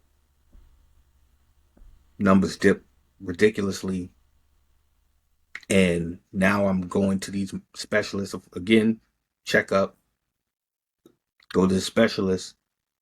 They set up these series of appointments, and in between these series of appointments, my numbers are still dipping, still dipping, still dipping, to the point that my kidney function got under 15%, at which point they had to put me on dialysis.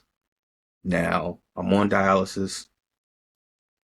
First, she tells me on that Friday, I need you to report to the hospital. I need you to admit yourself on Monday, right? That's on a Friday, so clearly that weekend was different. But come Monday, I admit myself. Me and the missus go. I get there at 8. By 10:30, I'm in surgery. They're putting a catheter in my neck, right?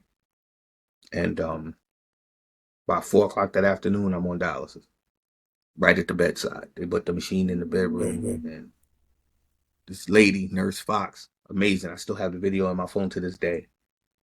I'm scared. First of all, depression is trying its best because it's all becoming so real in this one day. Like it went from a surgery that morning Yeah. to like this is you didn't tell me none of this when you told me to admit myself. You didn't tell me none of this, Right. right? Right. So then y'all ain't gonna wait. Y'all just gonna use this thing today. Like y'all ain't gonna let it heal none. All right, cool. So with the just to give you some insight, the catheter is the fastest way for them to dialyze you when you're not prepared for dialysis.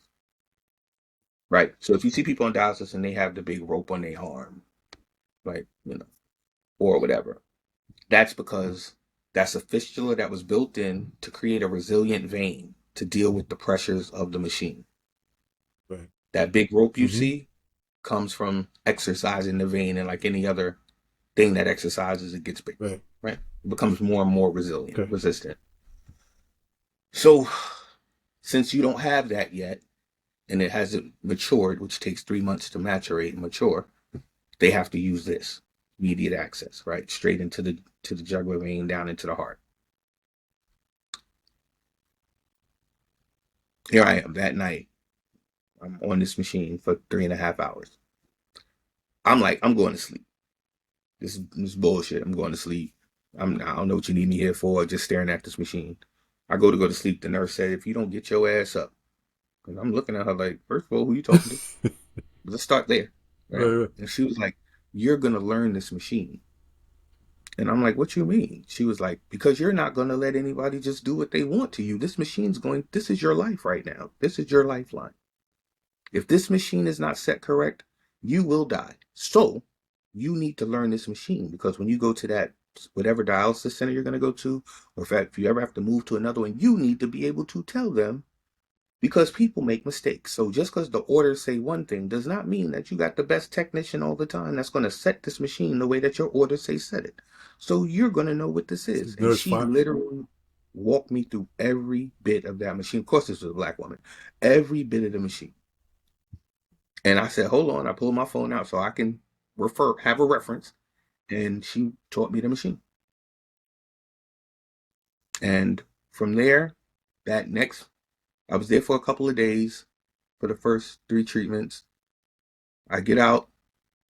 I have an appointment at a dialysis center. I go to meet the director of the center. They walk me through, coach me. Like you're gonna see a lot of people before they took me on the floor on the unit. They're like, you can see a lot of people going through a lot of different things.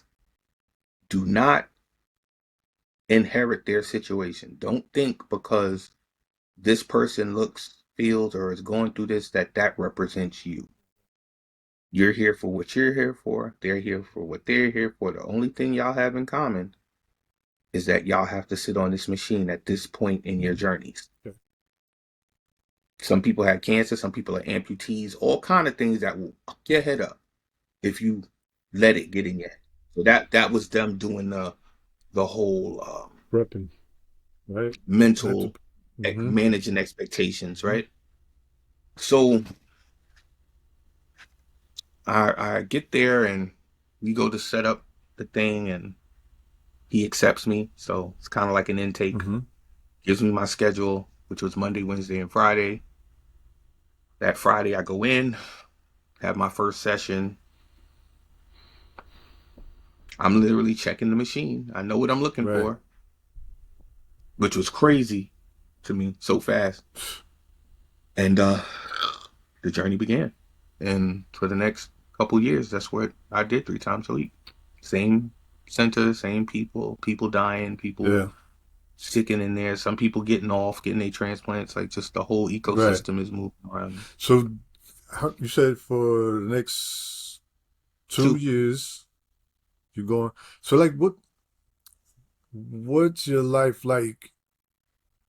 You know, during this time, it's like, You said that you're only on dialysis when you're on dialysis.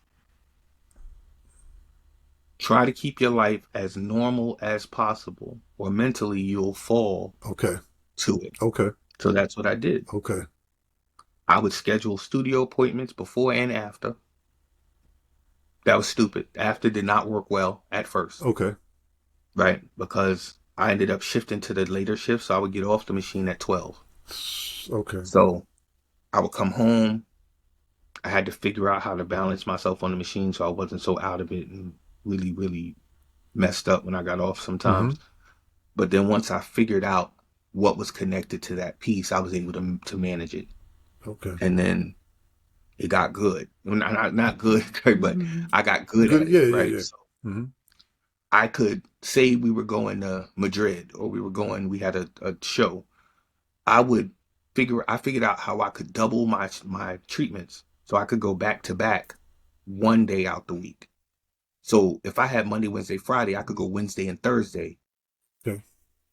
and not have to go Friday, which then bought me Friday, Saturday, Sunday, You and Thursday do evening to your be thing. gone Right. Right. Right. all day Monday to get back for my session on Monday Mm-hmm. evening. So I would come back and I'm giving out key rings to the techs and all that. They were like, well, I'm like, yeah, I was in Madrid this weekend. They were like, what?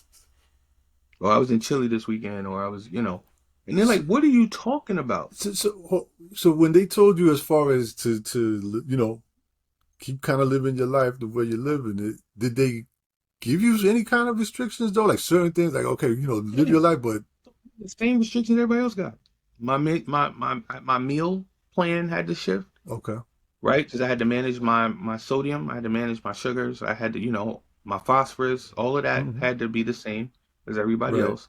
My medication regimen was crazy. To this day, it's crazy, but it was crazy Yeah. in its own right. It was pre-transplant crazy. Now it's post-transplant Mm-hmm. crazy. Mm-hmm. But so there was that. Um, the biggest part was the fluid intake. So what people don't realize with dialysis is people know, oh, it cleans your blood. True. Mm-hmm. The other version is it pulls all the extra fluid off of you that your body does not dispel because your kidneys aren't working properly. So therefore it's not filtering fluid to your bladder. Your bladder shrinks, so you're not getting rid of the fluid. So your body swells and your organs flood. So people have different restrictions based on the severity of the kidney issue. Mine was 32 ounces a day. That soup, ice, Yeah. water, juice, soda, ice cream, if it melts, it's the liquid, Right. Right. Right. right? So 32 ounces is 1 2 liter of soda worth of whatever. So, Okay. you might think, well, I ain't drink nothing, I just had soup. Yeah, but that has broth in it. That's So, yeah. Yeah. Yeah. Okay. mm-hmm. What about physically? Like as far as you're saying you're going No, places. That was. no. I had to protect my fistula, Mm-hmm. protect my arm, because that was my lifeline, Mm-hmm. and do what you can. Okay. There was times when I was on the road Rock knew when I started to feel a little lethargic because I go back to the hotel room. So they'll be running around doing whatever press or whatever. I'll do as much as I can, but when I start feeling it, Yeah, you gotta. I'll just get in the cab and go back to the room. Okay. Or have the driver take me back to the room, I nap, re-up, and Okay. get back out there. Now, even though they prepared you mentally as best as they could, um, and as far as not looking at other people and their situations and making your own and all of that stuff, uh, you mentioned, for example, you kind of were documenting everything like on Instagram, and Mm-hmm. it was a way for you to cope.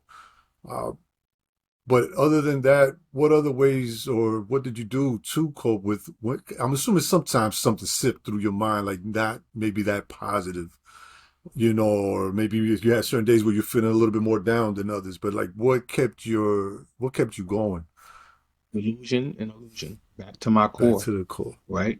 And in my mind, I'm only on dialysis when I'm on dialysis. Yeah. Okay. When I wasn't, I wasn't. So I was everywhere that I needed. Like nobody missed me in the scene. I was there. Yeah. Yeah. Yeah. I was performing. I was writing. I was in the studio. I was at home. I was, I was doing everything I could do to stay as normal as possible. And that really did what he mentioned. It did It help. did. Okay. It helped normalize myself and not feel like the sick guy. Mm-hmm. Because that was my fear. I never wanted to be the Mm-hmm. sick guy. Though everyone knew I was sick, I didn't want to be the You sick didn't guy. want to feel that. Because it happened. People stopped calling me for stuff like, nah, son, I just thought, what you mean? Let me tell you I can't go. Right. Right. Right. They think they're You know what I'm looking saying? out for you, for Yeah, your and well-being. really oppressing me on a certain level. Mm-hmm. You see what I'm saying? So there was that. There was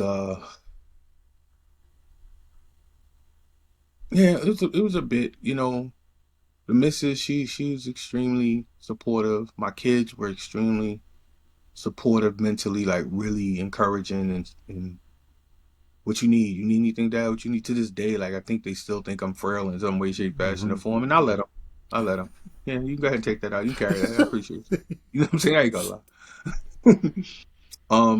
I have weight limitations at some point because I had to protect Yeah. my arms because that's what Mm-hmm. Um, but I could not afford to take inventory. So people used to ask me, how do I do as much as I do? I used to tell them I just do it. Mm-hmm. Mm-hmm. I'm a Nike commercial. Like, what you Yeah. mean? Yeah. I was like, if I stop to take inventory, I'm gonna lose time. Okay. I could use that time to be doing something.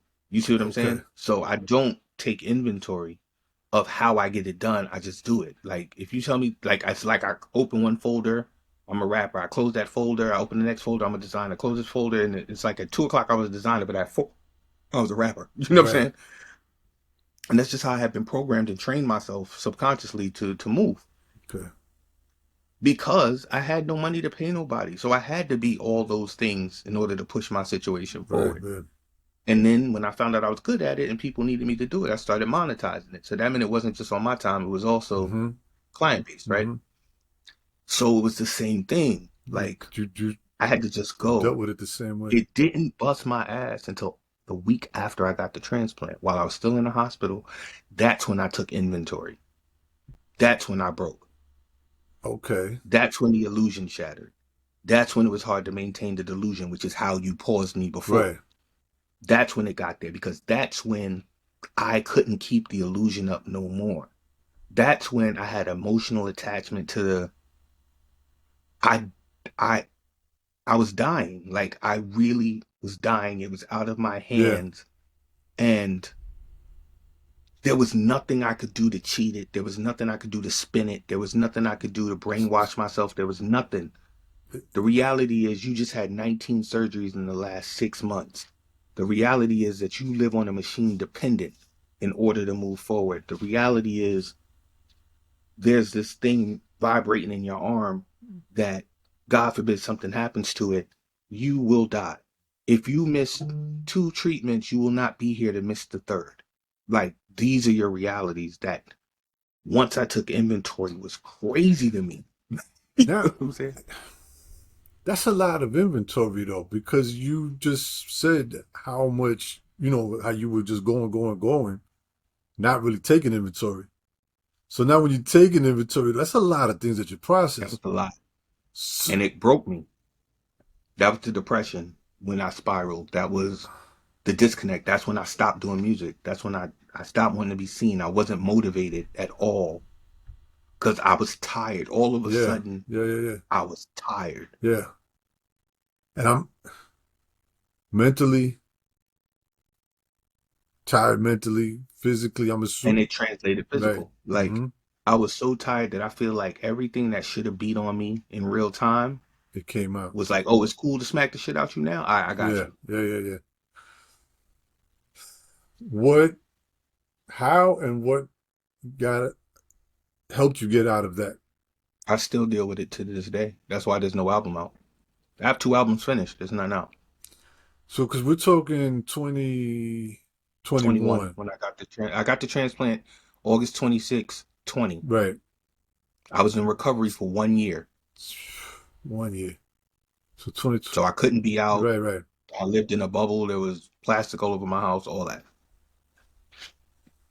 for a year. So that takes us to August 2021. 21.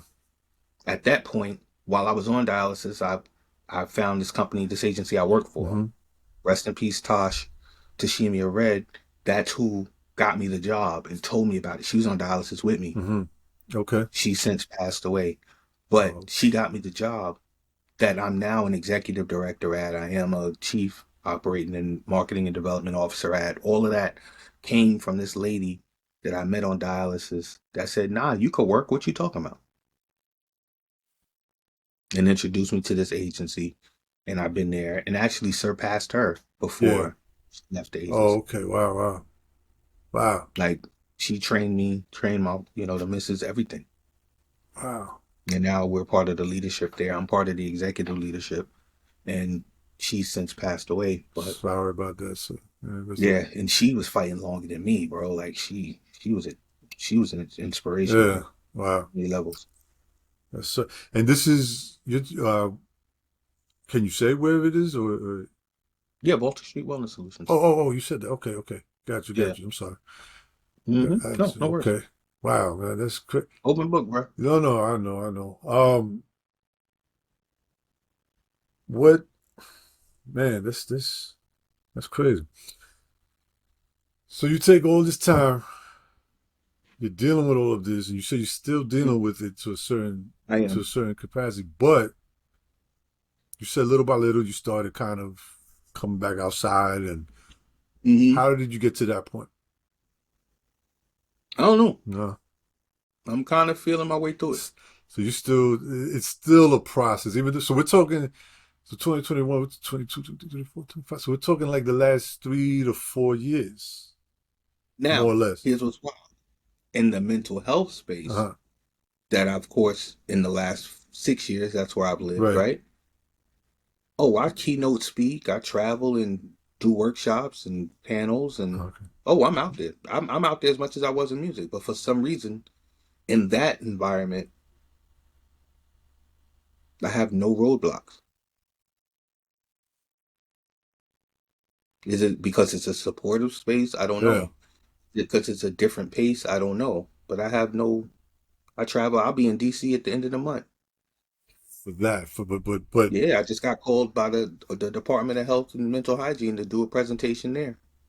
So that I do all the time. But musically, for some reason, I just haven't had the interest the same way. That's why it was so relevant that day when I saw you.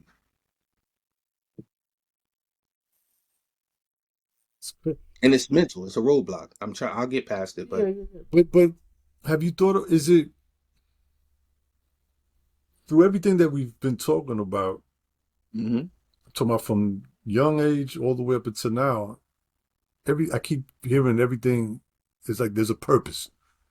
Everything that you've sort of done, whether it's consciously or just happened, but there was always like a purpose hmm behind it.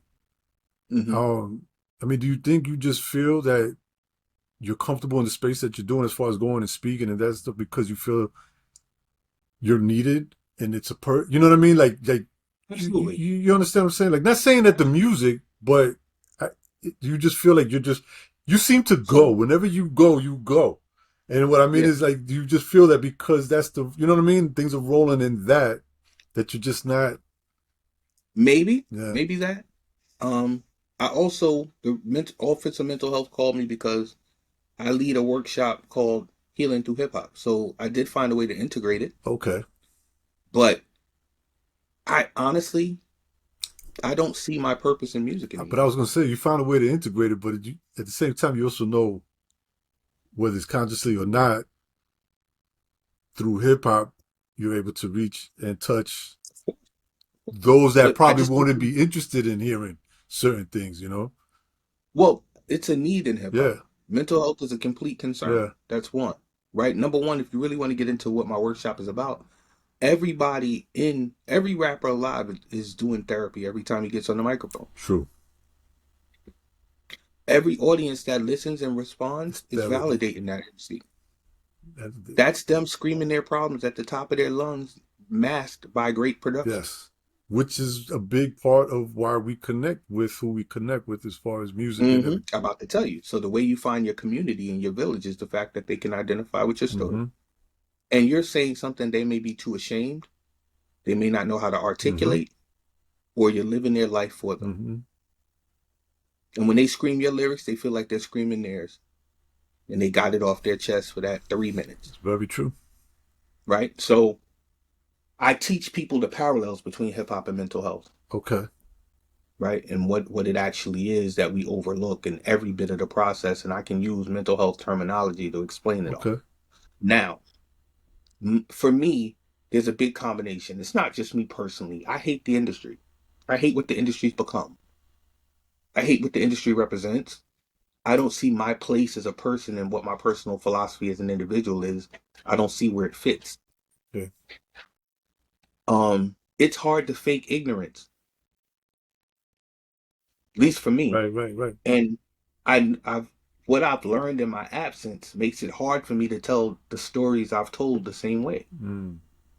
because I don't believe the same things the same way. Right. I don't value the same things the same way. Mm. Makes sense. I'm in a Makes place sense. where now the conversations I'm having outside of music has to align with the conversations I'm having in music because I'm having them on state levels, government levels, city levels, and I have influence. Yeah. So the two you mentioned you had two albums that haven't come out yet. Mm-hmm. These Mm-mm. are albums that you completed when? Throughout the last 2.5 years, Recently. yeah, I'm still mixing stuff. Okay. But now, so these projects, based on what you just said just now, contain that kind of material. They have a bit of Okay. everything. There's a record on there called My Life Curtains. I did leak that. That is literally I'm rhyming from the OR going into my transplant. If you were to watch the Keep Going video from my last I album, did. I'm rhyming on I dialysis, did. I did. I saw you talking about the right? catheter and everything. Yeah, yeah, Hmm. yeah, yeah, yeah.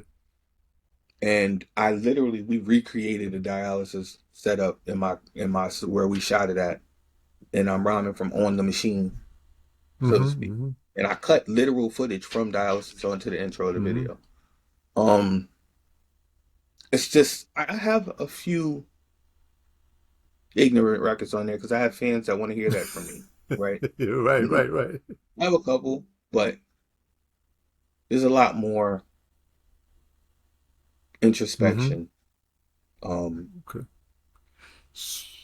I just, you know, I become kind of responsible and present enough to say, what the hell am I talking about? Just because it rhymed don't mean what am I talking? What am I saying? You see what I'm Yeah. talking about? Like, what am I saying? Right, right, right. And I wasn't that hypersensitive about that before. Not that I was saying just anything. I just happened to be an intelligent kid that was rapping, Mm-hmm. but now I'm just a little more hypercritical. What the fuck are you talking about? Mm-hmm. I scrapped so many records that I'm like, oh, I'm killing it. But what am I What are you saying? saying? I mean, but there's nothing wrong with that. You know what I mean? Like, I but don't think so. I can understand the other side, maybe also of where does it fit in the Industry that celebrates ignorance. yeah, that too. Or yeah, There's no bag attached to what I do. right. So But now, let me ask you this: hmm you did also mention before, my 500,000, they haven't met this me yet, right? so I'm just trying to piece, the process Now what? of Here's the thing. Now I got to ask myself. I knew what I was willing to do to get to the 100,000 I yeah, yeah, have. Am I willing to do that all over again to build in another right. direction? Or hmm your 500,000, you might have that 100,000 out of that. I'm That'll sure. rock with you. I'm But sure. Or I you're might. not. But you're working to get to that point of testing it, What it's finding out. what it's gonna take for me to position myself and put into it what I know to put into it to do Yeah. it. I'm not sure what reserve I'm pulling that from. Okay. Mentally, emotionally, physically. Gotcha. Like, where am I pulling this from to one, risk the disappointments I've crossed before, and can I endure them the same Mm-hmm. way? Have I made up my mind about what I want to get out of it? That's going to speak to whether or not I can deal with the Mm-hmm. disappointments, right? Depending on what it is, what's my new view of success, what my new goal is, what am I trying to do? Understanding that success looks different for everyone and being okay with the fact that I might have experienced mine, Right. Right. Right. Right. Right. right? I've toured the Mm-hmm. world. That might have been what I was supposed to get Mm-hmm. out of it. I have access. That might have been what I was supposed to get Mm-hmm. out of it. And being okay with that. Mm-hmm. With that said, what's my mission? What's my why? That's a huge question for me in my life now. Like, what is my why Mm. with anything I do? If I can't justify the why, then I probably shouldn't be doing it right now. Gotcha. And right now, I have no why. I understand. I understand. Um, do you still enjoy the process of creating music? Yes. Okay. But something that the missus pointed out is that don't mean that you have to give it to the world. No, no, no. Right, right. Totally, totally. It just, I'm only asking because, if it's a passion, it's like, for example, I used to love, I don't play basketball because, I can't, my knees are not going to let me, and I have to protect, but I still love it. You know what I mean? Like, Me I too. still love it. So, I, But my back hurt talking to you right now about it. yeah, no, no, I'm same way. I have back issues, hmm knees, I have a lot of, but if I happen to, be at a court and nobody's there and I have a ball, I'm gonna take a couple of shots. You have You to. know? There's a ball sitting right over there, bro. I have Yeah. a 7-inch incision mark on my right knee from where I went up to throw it and my patella tendon tore in a tournament game. I have pins in my left hip that I got when I was in junior high school that I played all through high school and beginning of college with. That's why I have the limp if you Yeah, ever pay attention yeah, now. yeah, All ball. yeah, yeah.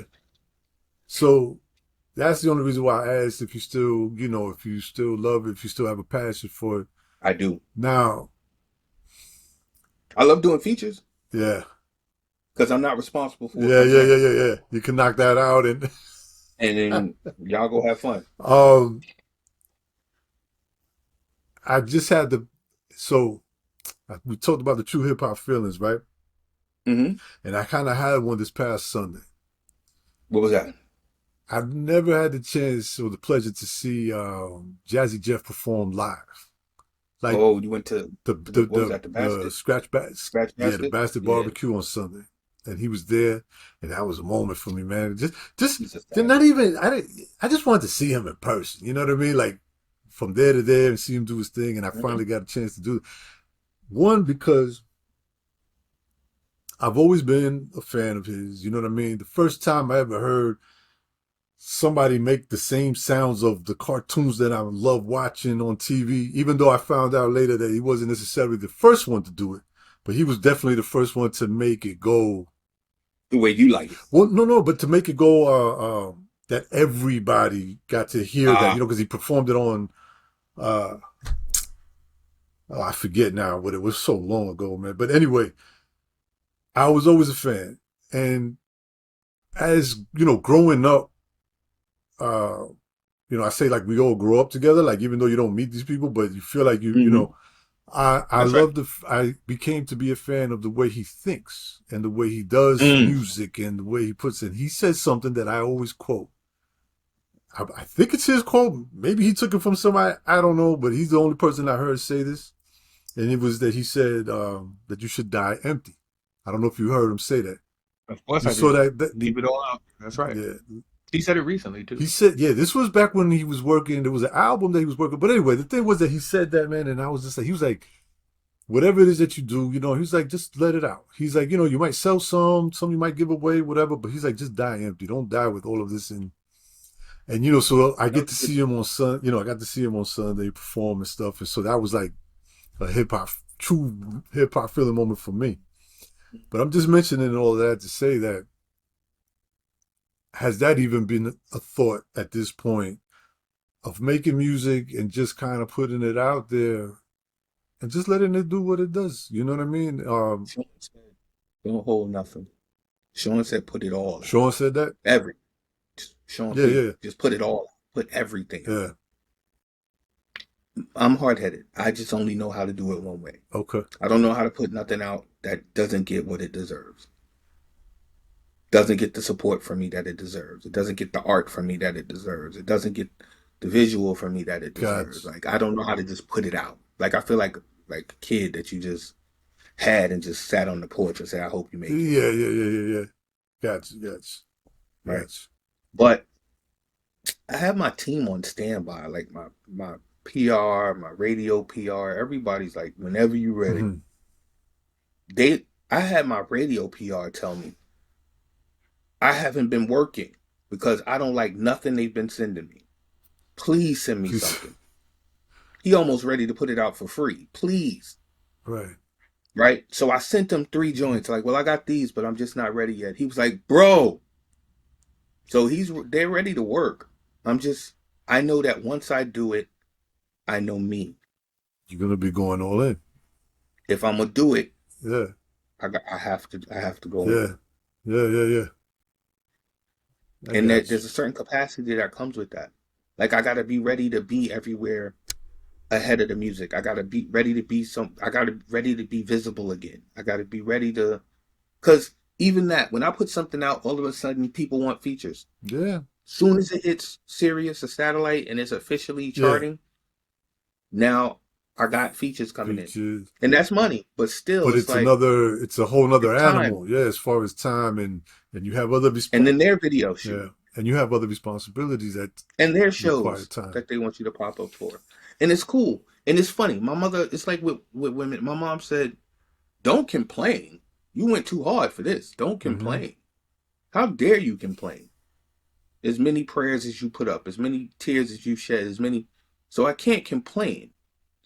I just can't disrespect it either. When I do it, I got to do it correctly. Yes.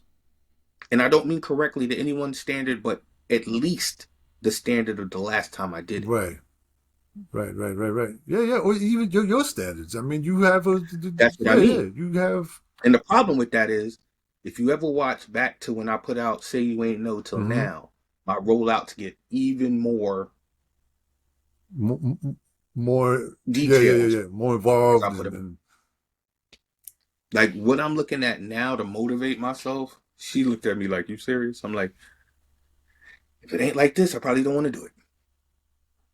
Like I got to motivate yeah. myself, right? So I did music videos before. I've shot music videos for God knows how many people myself and Yeah. directed and Yeah. Yeah. Yeah. edited. So it has to be at least as good as what I've done or better.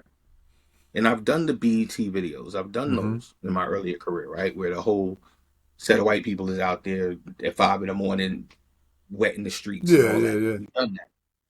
I'm not doing that. That's just overkill. But like, there's gonna be heavy animation this go round if I can, right? Okay. Um, I want to do VR videos. I don't want to do regular music videos. I want you to have a headset to watch my video. You see Yeah. what I'm Yeah. saying? Because I get it, man. I get it. I don't want You're at the same time. There's new things out there. There's new tools. There's new ways to experience things, and you evolve with that. I'm worthy, Yeah, yeah, yeah, yeah, yeah, right? yeah. And it's always been an experience. Last time I put out my merch run, I did book bags, I did hoodies, Yeah. I did varsities, I did lighters, I did sneakers, I did, you know what I Mm-hmm. mean? Like it has to be at least that good or better this go round, or I've not grown. Right, right. I got it. I get it. I get it. I get it. I always say this, when I speak to certain artists, whether they're DJs, whatever it is that they do. Sometimes us as fans and stuff like that, we tend to be selfish. Mm-hmm. We tend to, but it's what you said before too, as far as the reason why we connect with the artists that we connect with. When we don't, when we're not getting something from them, and meaning like, music or getting to see them perform or something like that, we feel, Lighted. no, no, no, not slighted, but where's it's because like you said, it's almost like you guys become our support system. So when they're not around, when we don't have something, I mean, yeah, we have the old things that we can go back Mm-hmm. to, but you always have that like, I'm going through new shit. wait, Like wait, wait, wait, just keep going yeah, through it. or you just want to. Sometimes it just doesn't even mean that you have to put something new out. It's just like, oh, I saw him, or he was there, Right. or That's you right. know what I mean, and it's Mm-hmm. something to kind of satisfy us, and that's why I always say we're kind of selfish with that. And sometimes we have to stop and be like, hey, listen, they have lives. They have things that they go through too. And if we're not there to be able to give them That's right. something, you know what I mean? But it's mutual, like I Yeah, said yeah, yeah, earlier, yeah. man. Like I get the same thing, which I had to be reminded when I came out Yeah, for Bushwick. Like I felt full, yeah, like respectfully, like I felt like I got something out of that, and I remembered, and it all came back to me. Like, damn, I got more out of this than I ever did out of the right. performance. Just the Just, all the collateral of just being accessible mm-hmm. and being reminded that people care that I am. Right, right, right, right. So I definitely, like I said, I didn't do the work for nothing. I don't intend to die with it if I could help it, God willing. Mm-hmm. Um, Okay. there've been a lot of changes, man. Yeah. Like this next album was supposed to drop during my Def Squad deal, Mm. I know we didn't even talk about that, but that's okay. right? It was supposed to drop Yeah. then. But then that did what it did, and I can't even tell you what it did, but it just Mm-hmm. did what it Mm-hmm. did. And I had told myself then, like, this is the last flag I'm carrying. After this, Self. I'm done. Yeah. I'm done. Like I'm done. Like I can't. And I guess it speaks to your point. Like I'm just not up for it Yeah. anymore. Right? Mm-hmm. I've run out of tricks to keep myself in it Mm-hmm. mentally. So it took a minute for me to just recover from that quietly. Like the not knowing. I wish I had something to feel a way about, but it's just there was a not knowing attached to that for me. That it was just like, man, maybe this just ain't what I'm supposed to be doing this way. Right? And maybe I have all the tools to do this myself. Maybe I just need to stick to that. You dig what I mean? Just listening to everything you've been saying, it just seems like if you do decide to, that's the Mm-hmm. route. You you Mm-hmm. you've. I mean, it makes sense. Yeah, Makes it to me. I mean, I'm just saying this is just me from the outside looking in, based on of course. everything that we've talked about, everything that I've just kind of seen. Um, you have. It seems like you have all of the tools, and I mean, even up here Mm-hmm. to, in a way, be self-contained and create your own, your own, whatever you want to call it, your own brand, or But if you do decide, or when you decide, or when you think you're ready, it makes sense to me. Well, gratefully, the brand is built, right? Something that Steele said is, how does it feel one day? He said, how does it feel to know that you'll never not be Mike Handz again? Yeah, right. Right? Ever. Like if you never rhyme again, Mm-hmm. there's always going to be somebody during your day that's either going to refer to you as or ask you what you're Right. doing. Right? So that's a good thing. I also proved to myself my biggest fear was a lie. That if I don't keep running and doing everything in the world out of fear that I would be forgotten, Mhm. that I would be forgotten. You see that that's not That's not no, true. So that gave me some solace. A couple years ago, it gave me some solace to know that I can take my time. definitely. And that was a powerful thing. Because now I can do what I want, not what I feel I have to. Right, right, right, right, right. Right. Right. I, So I got some joints. yeah. Like I got this one with me and Razcast that's just different. You know what I'm saying? And I got a me and Mike Geronimo that's crazy. I got a symphony joint with me, Rock, Flush, um, DYs from the Bums, All Purpose. I got another joint with me, Afro Rock, Scam 2. Um, just there's some joints in there. So since you're mentioning all of these dope artists, Hmm. I just got to mention a few others that you've worked with, just because. Why not? I mean, the list is incredible. Big Daddy Kane, Sean Price, you mentioned Rock, Hmm. Tretch. I mean, I'm looking at a long Hmm. Rakim, Smooth the Hmm. Hustler, Sadatis, Cool G Rap, Hmm. Raekwon, Planet Asia, J. Rue the Damager. I mean, Fame, Craig G, UMCs. Like, I mean, Yeah. Shabam Sadiq. But you took inventory, you said at one point, as far as certain Hmm. things or whatever. Have you ever taken inventory as far as your music journey and what you've done and accomplished? And have you realized how amazing some of the things you've done? Or have you not taken that inventory yet? Like no, it was all intentional, right? Like we left Bush Babies off of Yeah. that. We left Sizzler Kalanji off of it. We left Mims off of it. Um, Oh no, yeah, so much, I mean, no yeah, disrespect to anybody else. It's just the yeah. list is long. Now, is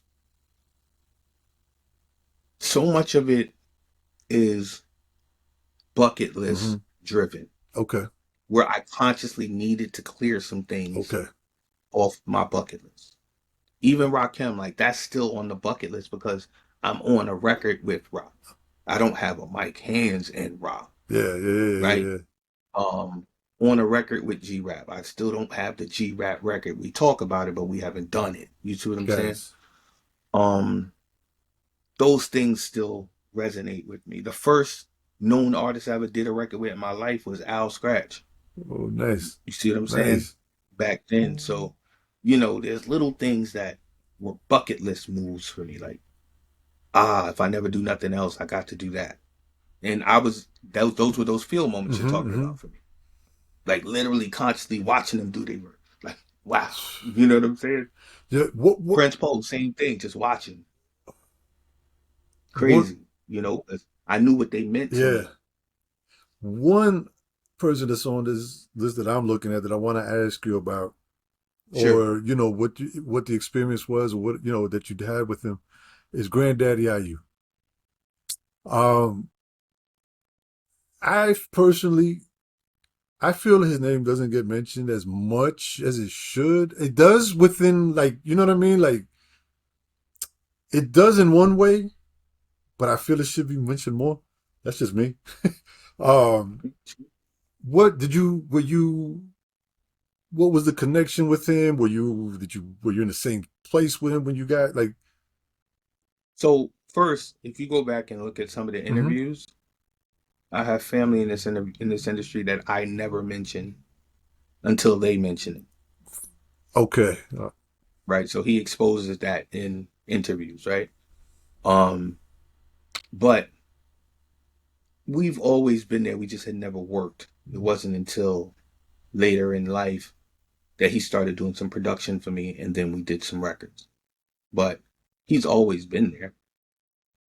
He was always right upstairs when I'm at my aunt house. He upstairs. You know what I'm saying? Like IU was always there. Okay. You know. But again, most people wouldn't know that until he exposed it. I never wanted to tell nobody who I was connected to. Kane, same thing. Like my cousins are Kane's first cousins. His dad and my uncle are brothers. So you see what I'm saying? Like Man, I never wanted to mention I that. followed that. I must have missed that, man. You remember the X-Men DJs? Yeah, yeah, yeah. DJ Diamond, the artist? Okay, yeah, yeah, yeah. I had to play. Diamond J, that's my That's cousin. your cousin? I had Yeah. we. I keep saying we because I was doing a show Hmm. with a friend of mine who lives in Indiana. We had a podcast that we were doing called "Changing of the Hip Hop Guards," and we, I know, I remember that. yeah, yeah, yeah. So we did. Good time.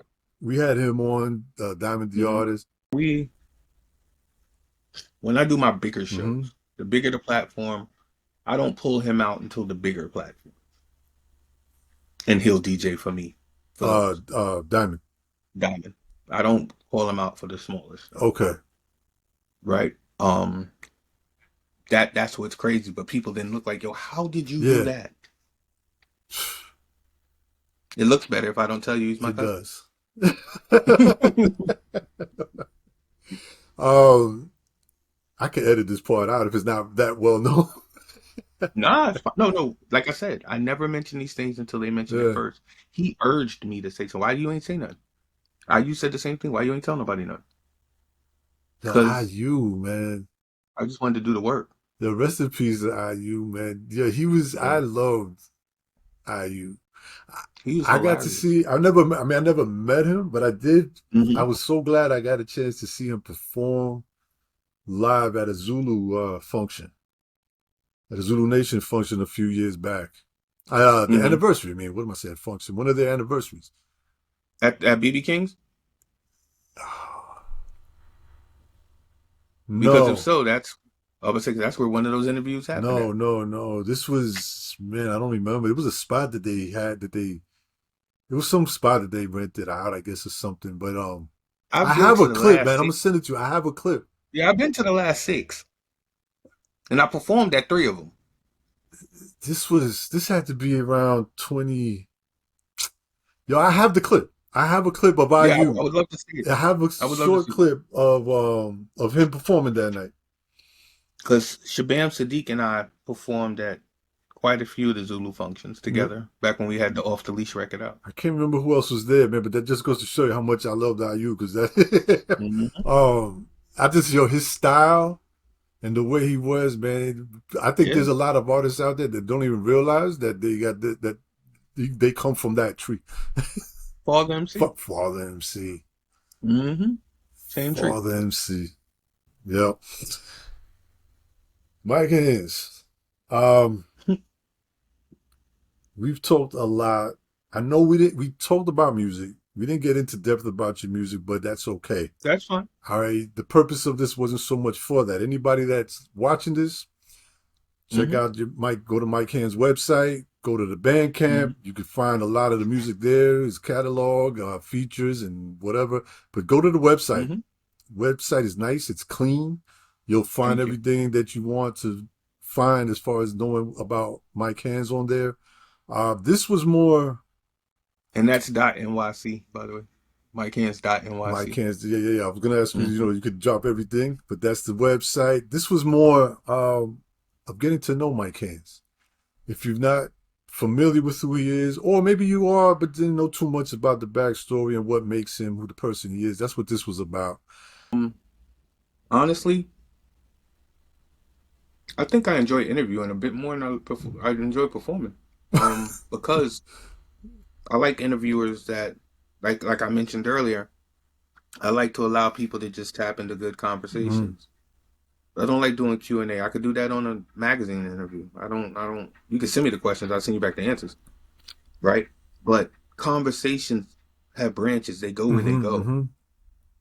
Now, musically, I can't not talk about it only because it was woven into every step of the Right. way, right? Fashion was woven Mm-hmm. into some chapters of it. My health Mm-hmm. was woven through, well, the decline was woven through certain Right. Right. chapters of it. Parenthood was woven through all of it. Um, but the music was the soundtrack to all of it, Right. That's the connect. Right. right? Right. And the connective tissue is in the Mm-hmm. music. If you listen to it, it documents Mm-hmm. everything, you know. And I enjoy interviewers that allow for the organic flow, Mm-hmm. Mm-hmm. and also that table questions I haven't tackled. That's why I tell people, yo, you want me to send you the questions? Please don't. If they do what? To Don't. send them to you, you said? Just, yes, interviewers have asked me, especially bigger interviewers, like, Yeah, the yeah, yeah, yeah. networks, whatever. Do you want us to, we'll send you the questions. Oh, Don't yeah, send yeah, me yeah, yeah. anything. Like to prep. Right, right, right, right, right, Don't send me right. nothing, right? Like, nothing's going to be coerced. Nothing's going to be edited. My story is known. Those that Mm-hmm. know me know me. Those that don't, Mm-hmm. don't. Um, I'm very much comfortable with my story, good, bad, and Mm-hmm. indifferent. That's the reason I shared my Right, right. journey in my most vulnerable state, because I didn't want to be ashamed of it. Mm-hmm. And I didn't want people to mistake me looking sick and the weight loss is Like, something that the story in their head is going to write a different right, narrative. right, right, right. So let me tell you what it is so you can follow what's actually going on. And it kept me exposed, so it was nothing for me to hide, and it took one layer Mm-hmm. away. I didn't have to try to survive and keep up this facade or keep up Mm-hmm. this, Mm-hmm. you know, Right, right, right, right. face. So I'm always open, and I mentioned it earlier. I'm an open book, bro. Mm-hmm. Like, wherever you want it to go, Yeah, take it. yeah, I'm yeah, comfortable. yeah. You know what I'm No, I saying? appreciate that, man. Mike Hands, I'm gonna let you go, man. I Um, appreciate you. again, thank you. I appreciate it. We could, let's stay connected. And again, if there's anything that I could do as far as doing my little part to help with anything you're doing, I'm here. Um, just let me know. Let me drop one thing. Some of the current work I'm doing right now, the Joanne Forbes Mm-hmm. Foundation, right? You can go to the JoanneForbesFoundation.org. I have a fundraiser about to launch July 1st called the Changemaker Okay. Challenge. It's a 30K virtual race. You can join it from anywhere. Um, Literally, as long as you have a smartphone or a Fitbit or a smartwatch, you can track your steps. Once you join, create your page, get your people, create your team, people that'll support you, set your goal, people that sponsor you, and just like any other kidney or cancer walk, you literally hit your goal at your pace, at your rate. As you hit milestones, it opens up prizes and gifts to incentivize the walk. T-shirts, book bags, hats, challenge coins, lapel pins, tickets to our next symposium. I have a varsity jacket for those that actually finish the race. That for the highest, so it's 30K, but you may do 35, like wherever you go. Okay. There's jackets for the highest fundraisers. So it's a whole gamified situation called the Changemaker Challenge. I'm doing it with Charity Footprints, for the Joanne Forbes Foundation in association with our parent company, Baltic Street Wellness Solutions. So that starts July 1st. I will have it up on all my social media where you can join. I will also have it at the Joanne Forbes Foundation.org. You'll be able to see where to register and sign up there as well. I'll get you the material if you want to promote it for For us. sure. That'll be a blessing. And all of the, it's platforming mental health and fitness and where those parallels are, and creating more programming around mental health, wellness, fitness, and connectivity. Thanks. So that's where we at. Nice, nice. Yeah, yeah, please send me all that information so I could even I try, will. not besides just promoting, I want to try to see about getting into that. Nah, I Yeah, appreciate it, yeah, bro. yeah, yeah. Like, and it's teams. Like, It's you can do it solo or you can do it with teams. If you have a dog, coming to find out they got Fitbit trackers for the yeah. dogs now. My niece is like, yeah, I'm gonna join with the So dogs. so so there's a goal and Yes. So the goal that we're looking to raise 65,000, but the goal is 30K, which 30K. is equivalently roughly 30 miles, Right. right? And as you do your regular steps, you can track your regular workouts. If you go to the So it's gym, just a all of it can be. regular walk. You just track it That's right. and Yeah, and you track it instead of having to hold somebody to doing 30K yeah, yeah, yeah, today, yeah, yeah, yeah. they can accumulate it over time. Yeah. So it makes it accessible for That's a great everyone. You concept. see Yeah, what I yeah, mean? yeah, yeah, yeah. Oh yeah, definitely, Yeah. definitely. Please, So yeah. I Send got that you. to me, man. So I could. I want to. I'm down to do that. Hell yeah. I Yeah, yeah, appreciate it. yeah, yeah, yeah. And yeah, I just want to get as many people involved. We have the gamer connective the connective gamer lounge, which is going to be We're doing a gaming tournament, so we're excited about getting that Okay. together. We have an autism awareness event initiative coming up with workshops called The Gap, Bridging the Hmm. Gap, and our regular programming that we have going on now to just keep things going, volunteering in the community, our community resource fairs that we do every other month, and just trying to build it out and create the space to listen to the community and create what they need. Nice, nice. Now, for somebody that wants to be able to keep up with all of that stuff that you just said, as far as knowing when certain things are happening, where, and all that, Mm-hmm. how do they do that? The Joanne Forbes Okay. Foundation.org. You can also go to Okay. BalticStreet.org, and you can go to the Joanne Forbes Foundation on all social media platforms is being built out Okay. now. And you can follow me on all my social media. I'll also be promoting everything. Okay. And that's we Mike Handz MICHANDZ everywhere. everywhere. Dope, dope, man. And then hopefully at some point in time we'll get some Yeah, music. yeah, yeah, yeah.